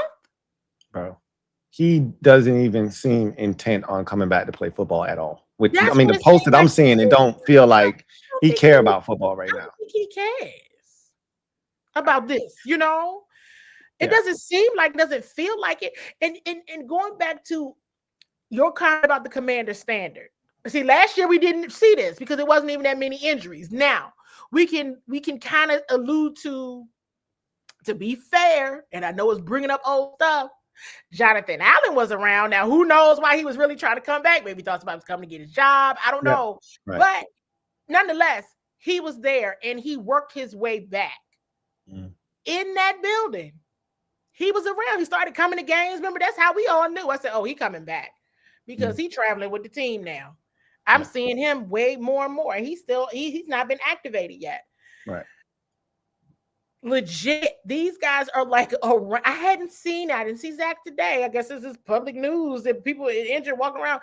Like, Zach was still in the building. I saw him every day last weekend when I was talking to Frankie about, because I did my whole little fact finding around the turnover margin and all that. And Frankie was one of the people I talked to. Candi, Zach coming through. You gotta move. They like clear the way for everybody. Right? I turned around and I was like, Zach. He was like, hi, he just on the crutches going through. But I saw the other days just from a distance. Right. You guys are still there. DQ even brought him up in his press conference. He said before he has surgery, I think he said he's gonna have surgery next week. He's like, I'm gonna pick his brain on things that I can do better for next year. Because they really what I've realized over the last probably 3 months, they really value Zach Ertz in ways that we don't even understand. Yes. And that's why and you can probably feel my intensity and my passion when people bring up the old guys. And I'm like, y'all have no idea the value that they bring. I mean, this guy is torn ACL and he's been working with Ben Sinnott. Yeah, that's what they showed on Hard Knocks. Like he's sitting in there watching practice with him. Right. Nobody wanted to believe the value that these guys bring until Hard Knocks showed you. Hard Knocks shouldn't have to show you because we've been trying to tell you this. Like, they mean so much. Going back to the Minnesota game, I wasn't going to say this at first, but I'm going to say it now. There were definitely some tears in that locker room. Oh, for sure. After the game. Yeah. And it was the game was bad enough, but that Zach injury did something to them. Yeah. Like, for real. He is one of the captains of the postseason. You know how I do about the captains of those five mean a lot. And Zach Ertz was one of those five. And he may not seem like he talks a lot, like to us, whatever, but he is a dope individual. And they just, and he loves it. He loves it. And I was in shock when I saw him Wednesday. I saw him again Thursday, and then Fridays, Frankie's like, oh, here comes Zach. Everybody get out the way. Everybody move everything. Just move. It'd be stuff everywhere in there, because they just coming out of practice and everything. Right. Walk through at your own risk. But they're going to clear the way. Von Miller did the same thing for Trey Amos. He said, Trey Amos coming through. Y'all got to move. Yeah. Hold on. And I told Trey, I said, Vaughn is clearing the way for you, kind of like in a red carpet situation. His face lit up. He was like, oh, he is? You got to remember these kids, they look up to these people. They grew up watching them, right? It's like, oh, my God, and now that's my teammate. And Vaughn was like, I got you, bro. Like, that's the environment we all want. They just got to figure out what's happening on the football field on game day. Right. But that's also why they're so confused. And they don't know what's happening half the time. But I know that was like a super long tangent, but like, I don't know, Louie. But I said all that to say, again, you are very good, and you picked up on that Brandon Ayuk thing. I'm like, I don't know what is the infatuation with it? Because now at this point, can he still play? I mean, you got to, if you're going to ask those questions about the older guys, then you need to ask it about the younger guys too, because he's been on this situation for over a year and a half. Right. And now the head coach hasn't seen him in a month. That's not good. And I think fans are, one, we're desperate for receiver help. So they're looking for any quick fix that they can find. And he's a guy that has, serious chops, has done it in this league. And then easy low-hanging fruit is the connection to Adam Peters, San Francisco, that sort of thing. So you're just trying to connect dots. But at this point, you got to question, his love for the game. You got to question, does he fit this locker room? Does he fit our culture? And I'm right now, I'm like, hell no. I don't see them, actively pursuing him. Should he be released? Like we think, we just all assume, oh, it's going to be a direct beeline here. He gets released. He's coming to play with his boy. They're going to want him. Adam Peters knows him, probably vouch for him. I don't know about all of that, man. After watching the way this thing has transpired and seeing his movement on social media, I don't know, man. The 2 and 2 ain't adding up to 4 right now. The math ain't mathing. Yeah, so that was. Let me ask you 2 more questions. Yeah, and get to the comment section, get you out of here. I'm way more excited than I should be for this. I think I'm got to be the most excited person in this fan base. I'm tripping. I think I'm tripping, but I'm way too excited about Drake Jackson. Like, I don't got much to hang on to here, Candi. Like, it ain't much to look forward to in these games no more. Like, I'm like, can you please stay healthy the rest of this week so you can play on Saturday, please? Two more practices. That's it. Hold on. 2 more. You can do it. Stay healthy for 2 more practices so you can get out there. Am I tripping? 1 and 2. Do you think that he can show us flashes similar to Treylon Burks? Can he show us the flashes of why he was drafted in the 2nd round and be a guy that maybe not necessarily a starter, but a key rotational depth piece moving forward? I think so. I mean, remember, I kind of joked with you. I think after the last time, I was like, I'm not asking no more until he. You did. When he got activated, I'm like, so, and what are we doing with Drake Jackson? Right. And so today I was like, all right, Drake, 2 days. Yes. Full. All right.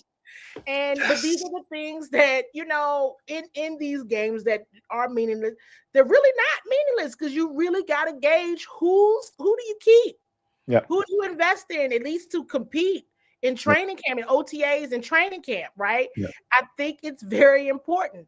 And yes, I think it's something to look forward to. I am. Yeah. If he ends up playing, if he's full again tomorrow, I'm just going to pass it. Just think of me, Louie. If when the injury report comes out, when he's full again, I'm going to be like, oh my God, I might have to go over there. I mean, he's been again, going back to Commander Standard, he's fit from what I can tell. Mm. Right. And why not play him? Yeah. Let's see. Let's see. Those are the things those are the players, the Treylon Burks, the Drake Jacksons. You gotta be able to see what you have. It's still opportunities here, folks, to really understand what you have in planning. Because if Drake works out, right?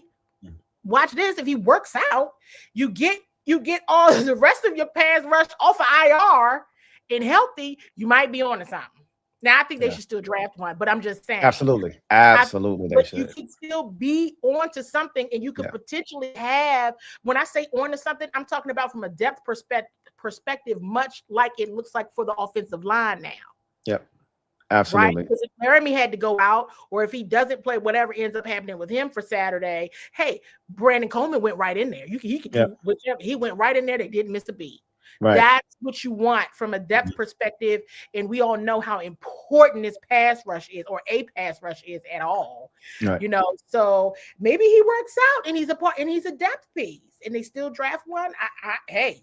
I'm waiting for 3 days full, because even the 2 days full, I was like, oh. Yeah.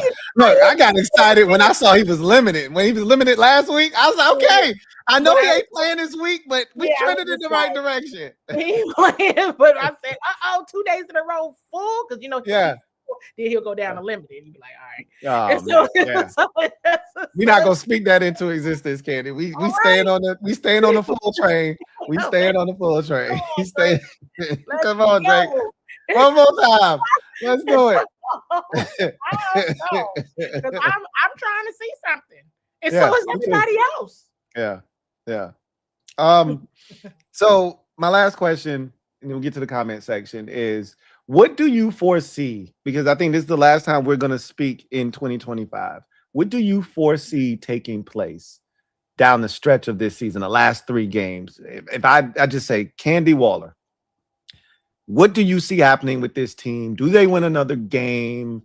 How do you see the rest of this season playing out? Does Bill get more opportunities? You know, what do you see happening down the stretch of this season?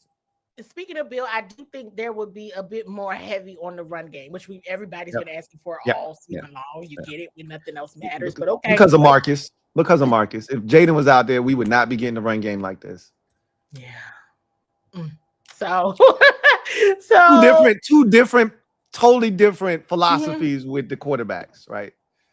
When one is in, we getting into 3 tight end sets with extra jumbo line, and Jaden gets out there and it's empty set. Jaden, go make it happen. You know what I mean? Like, okay, Cliff be killing me with that, but I digress. No, I mean, you might really see a competitive game. You might see the team get some juice out of somewhere.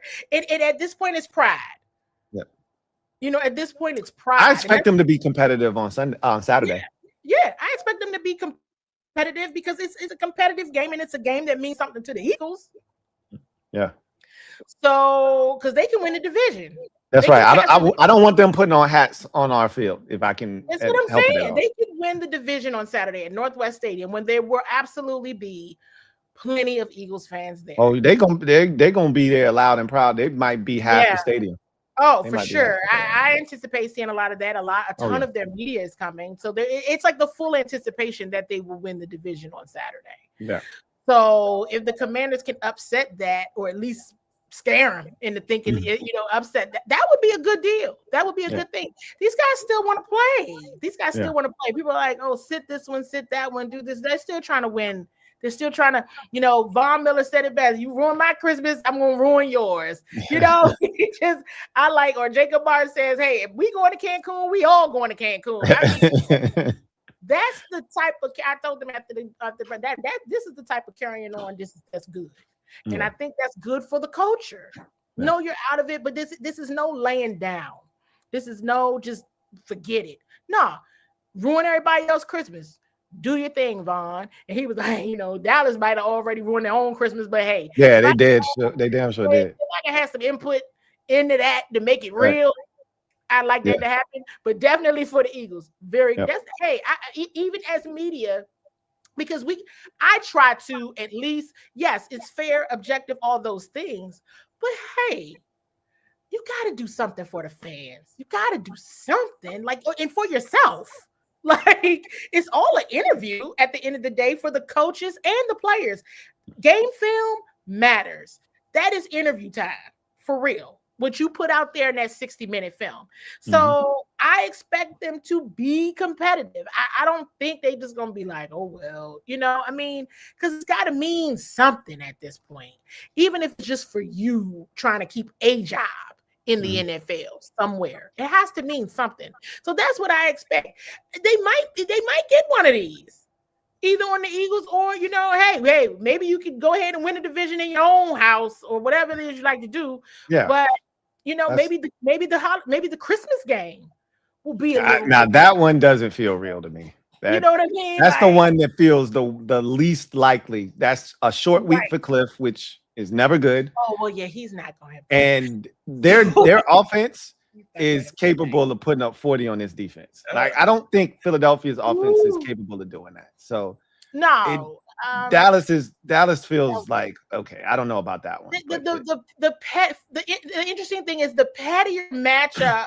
If you want to see them be petty, in my opinion, and more effort, it would be the Eagles on Saturday. Yeah, of course. Because you got, like you just spoke to, guys get up for games where the other team has something on the line. You don't, but if they beat Philadelphia, there's a real chance Philadelphia loses the following week to Buffalo, and all of a sudden now, again, obviously Dallas would have to win out, but it could force Philadelphia to have to win in week 18 to win the division, depending on what Dallas does, right?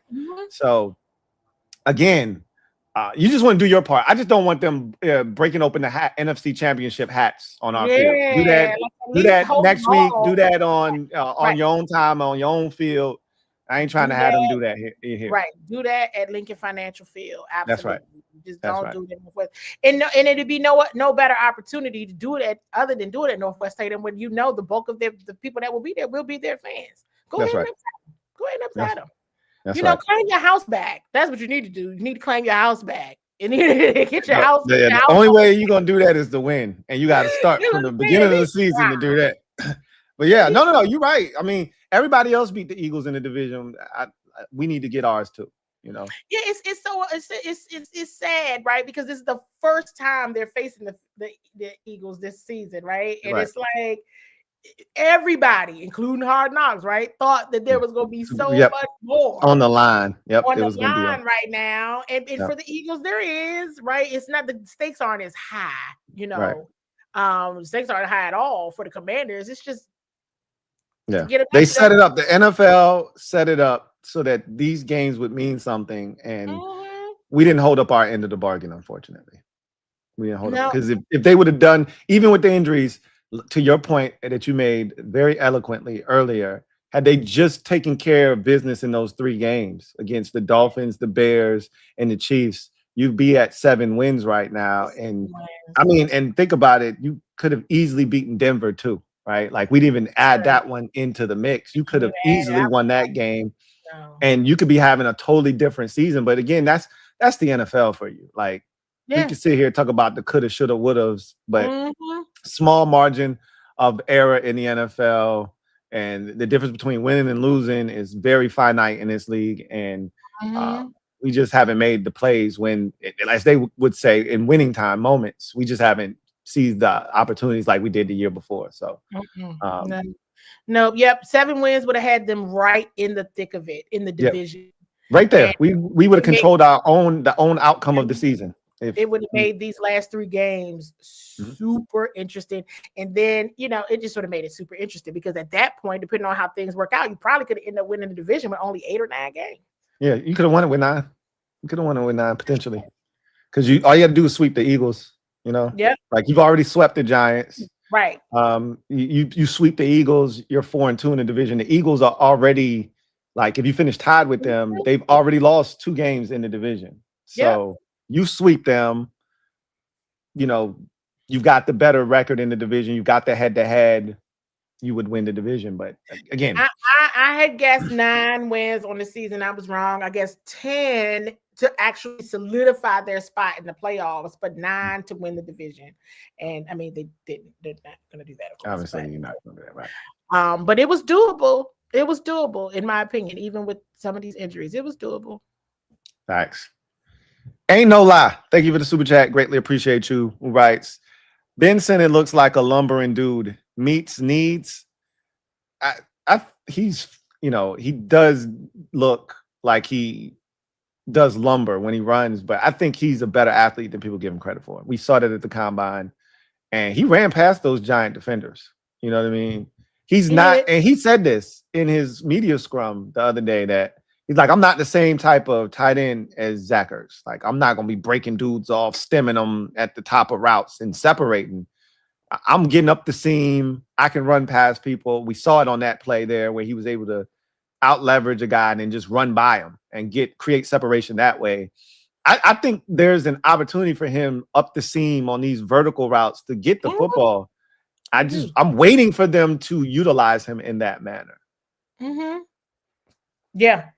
I thought I was going to see it. Well, I was hoping to see it on Sunday. I didn't think I was going to see it, if that makes sense. Well, we saw it, maybe not as much as we thought we would, but we saw it. Yeah, we saw it once. Once is better than none. That's right. Ain't no lie. Thank you for the super chat. Greatly appreciate you. Double up. Thank you for doubling up. Who writes, love CWall. Debo's gonna start running from her. That's Debo girl right there. Debo ain't gonna run from her, and she ain't gonna let Debo run from her. No. But she's always willing to ask him the tough questions, which is important, because The drops have been brutal this season. And I said this to the fan base when we got him. I said, hey, he's going to drop the ball every now and again. I did not expect it to be this often. It's been more. Yep, it's been more. Yeah. So it's unfortunate, but I wonder like where everyone's head is around Debo in terms of bringing him back. Like, what's the number? Because we know Adam Peters is probably going to set that number somewhere. And this is the offer, Debo, if they want him back. And Debo's going to, have an opportunity to test the market to see what's out there for him. And, it might just depend on how much he values being here and wants to be back. He's kind of close to home. He's from South Carolina. So I don't know if that plays into it at all, but I don't know. We'll see. It's really interesting. He seems to be a good fit here. They really like him. He seems to have a great relationship with everybody on the team. Yeah. We'll see if he's end up being back here, because it felt like, oh, okay, we can get Brandon Ayuk. It's one or the other. It ain't both. I don't know if Ayuk coming here, man. The more and more that situation continues to develop, the less and less I'm like, I don't see him being commander for real. Like, it's no issues here, like for real. And I'm not even like trying to be funny, like or sizing or gassing. There are no issues. I mean, like, not those kind of issues is what I mean. I mean, yes, right. Right. But that you gotta protect the culture. That, because that's one thing that's actually going very well. So you gotta protect that. You just gotta figure out how to get back in the win column. you know, from the field perspective of that commander standard, but you absolutely have to protect the culture. And I just don't know. I know the fan base. I can speak to this. I've talked to them about this so often. They don't care about protecting the culture, and they want guys that can help win, right? And they're willing to. If their thought process is, if you say the culture is as good as it really is, then you should be able to embrace and bring in one or two guys that may be loose cannons, that may be one taco short of a combination plate, and embrace them, bring them in, and get them to assimilate to your culture. Well, that's Jaden. Let me stop. No, because Jaden's a good dude. You know what I mean? I understand what you're saying. You talk about, I get what you mean. I'm talking about like we not sure about Brandon Ayuk. Oh, you mean like a borderline criminal, like somebody like that? Like one of these dudes that's like red flags, like, hey, I don't know about that dude, but hey, he can hoop. But I don't know, man. Like, we might wake up tomorrow, he could have a DUI, or we could wake up, or we could be in the third quarter and he can just haul off and hit somebody in the face, and you just never know if he's gonna get tossed out of a game. But hey, he like that though. Like, he can fall. it's like a George Pickens type dude where you just like, you're not sure. He a head case, he could crash out at any time, but he could also get you for 184 yards and 3 touchdowns. Can the culture withstand one of those type dudes? I'm cracking up. Because I mean, a lot of these, even some of them that are a little scary, you like, you nice. Yeah, right. Like we don't have those issues. We got good dudes like, AKA Boy Scouts, right? Like you be like, yeah, he a goon for real, but he's a nice goon. Like, he's not gonna hurt anybody. They're nice guys. We want the dudes that's a little rough around the edges, like, like Marshawn. We laugh and joke about Marshawn Lattimore is the type of guy you like. He rough around the edges. He might get that personal foul penalty, but you want them kind of dudes on your team. Yeah, he's street cat for sure. For sure, like, hey, sure, it'll go down real fast, quick and in a hurry. Like, he's super intelligent, super eloquent, but he's a street dude. Bro, hey, look, man, all you got to do is say the word. You know what I'm saying? You need more dudes like that on the squad, man. Like, I think a lot of fans are like, I hear what you're saying about the culture, but I don't care nothing about what Brandon Ayuk got going on. If he can still hoop, if he's good, if the knee is structurally sound and he can come out here and play, I don't care nothing about none of that stuff y'all talking about. Sign him up.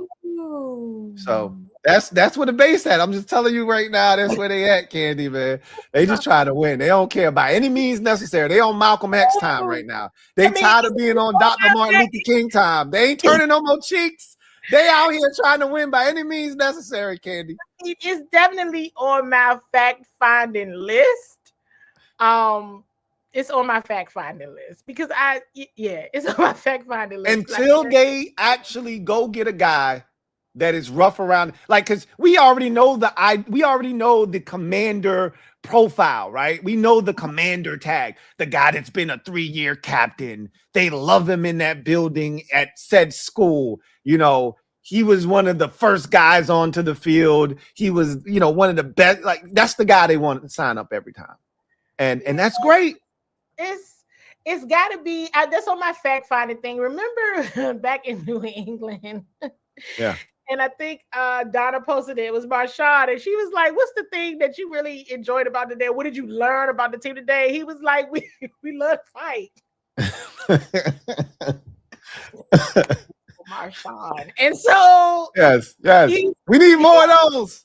We need more of those. We fighters, we love to fight, and he was really happy about that. Yeah, because like somebody run up on Marshawn, they gonna run up. Yeah, but like they're not gonna ever hit anybody first. I guess it's that. So it's like the opposite. It's like somebody who's got it, because I know in Minnesota, I was like, you know what?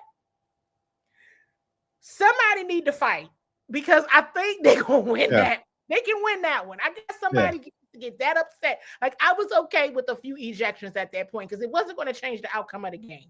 Now it was just like you don't want to see anybody get suspended, or and dudes ain't trying to lose money, but at the same time, like just the hell with it. That's what I was just like. Yeah. Like even and I know he didn't do nothing wrong. Like Jaden got pushed. That was a legal play, but offensive lineman should have went over there and absolutely mauled. The corner that did it, right? Like, absolutely. Hey, that's my quarterback. You just took him out. I'm coming over there, and I'm trying to get at you, right? Right. Or like when Zach got hurt, I'm like, okay, now everybody needs to fight. Yeah. What?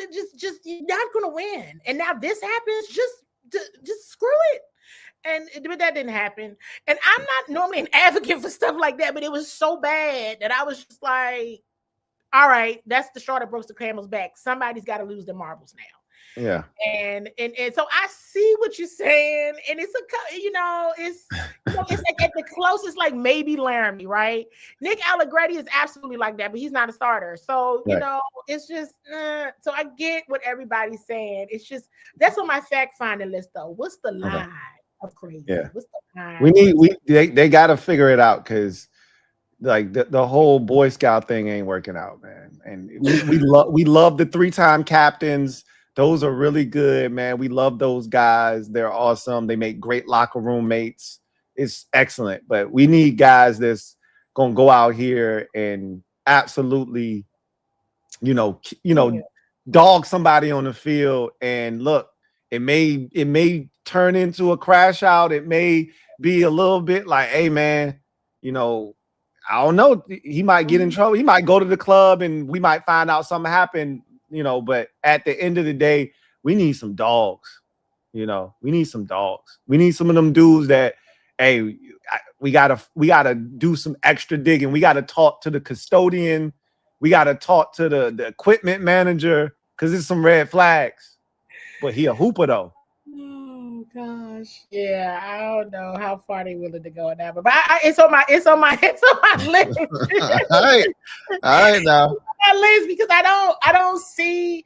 Well, Deron got kicked out that one game, right? Yeah.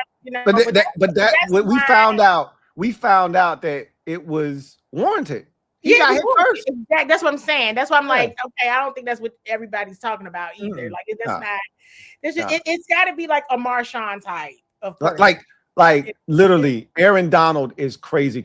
Like crazy. Like Aaron Donald got thrown out of like 4 NFL games.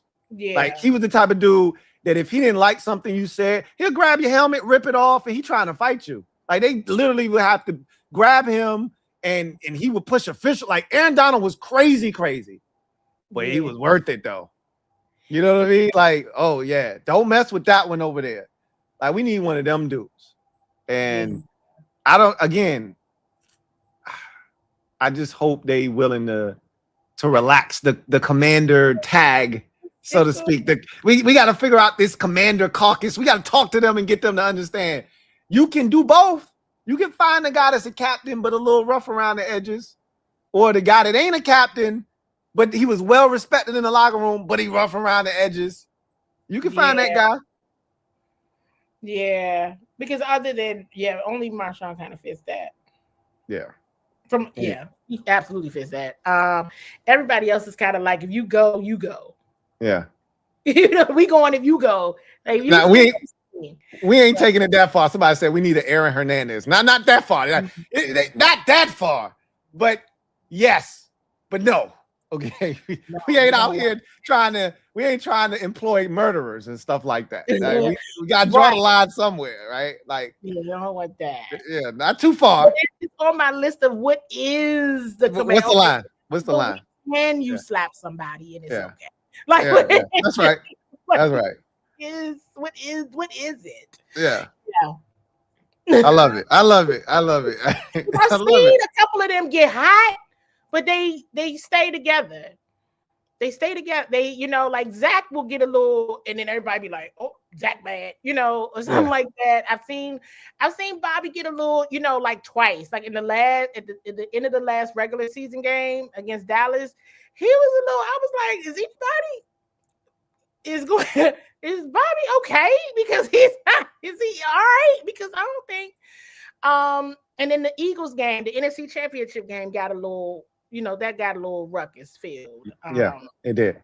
For sure. That was all Marshawn. I'm about to say, but that's the one dude we got on the roster that's willing to take it there. Marshawn. Yeah, for sure. So anyway, I can't thank you enough for this. As always, excellent. This was so much fun. Oh my God, I enjoyed tonight so much. This was so awesome. As I always ask you to do, please tell the people where they can find all of your work. Please. Yes, and thank you, Louie, for always having me on. I really do enjoy this. And I like talking to smart people. So that's always it's just refreshing. It's good. I know this has been a rough season, rough season. But when you can find the bright spots or just some moments to kind of think that's a good thing, right? So you all can find me on X at CWall SE. Make sure you are subscribed to Bowie TV or Bowie TV Sports on all platforms. If you're in Prince George's County, Maryland, you can find Bowie TV on Comcast. If you haven't cut your cable, Comcast channels 190 and 1097. And so, and Candi Waller, just, you know, in the words of Coach Prom, I ain't hard to find. So just put my name in. You can find me on all platforms. I'm around. And if you don't hear me in press conferences, is one of two things. I'm probably somewhere being nosy, honestly. And I'm also like, I didn't get a question in because they didn't have time for whatever reason. But I am always there. And so, that's probably why I'm looking a little tired. It's about that time. But I was hoping for a little longer of a stretch in January, but already got spoiled. From last year. That quick. Oh man! Happy holidays to everybty. And thank you again, Louie, for reminding me that Christmas is next week. Hey, look, I try to do what I can when I can. You know what I mean? So I appreciate you so much for this entire year. It's been so excellent and wonderful to talk to you. And hopefully we can do this again next year because this was awesome. And I can't thank you enough once again for, carving out some time for us here on the LouieTeeNetwork. So thank you so much. Happy holidays to you and yours. And I hope that the rest of this season goes well and you are never as cold as you were on Sunday, the rest of the season. For Candi and myself, you guys have a good one. Take care. Thanks once again for giving us some time on CWall Wednesdays here on the LouieTeeNetwork. Peace.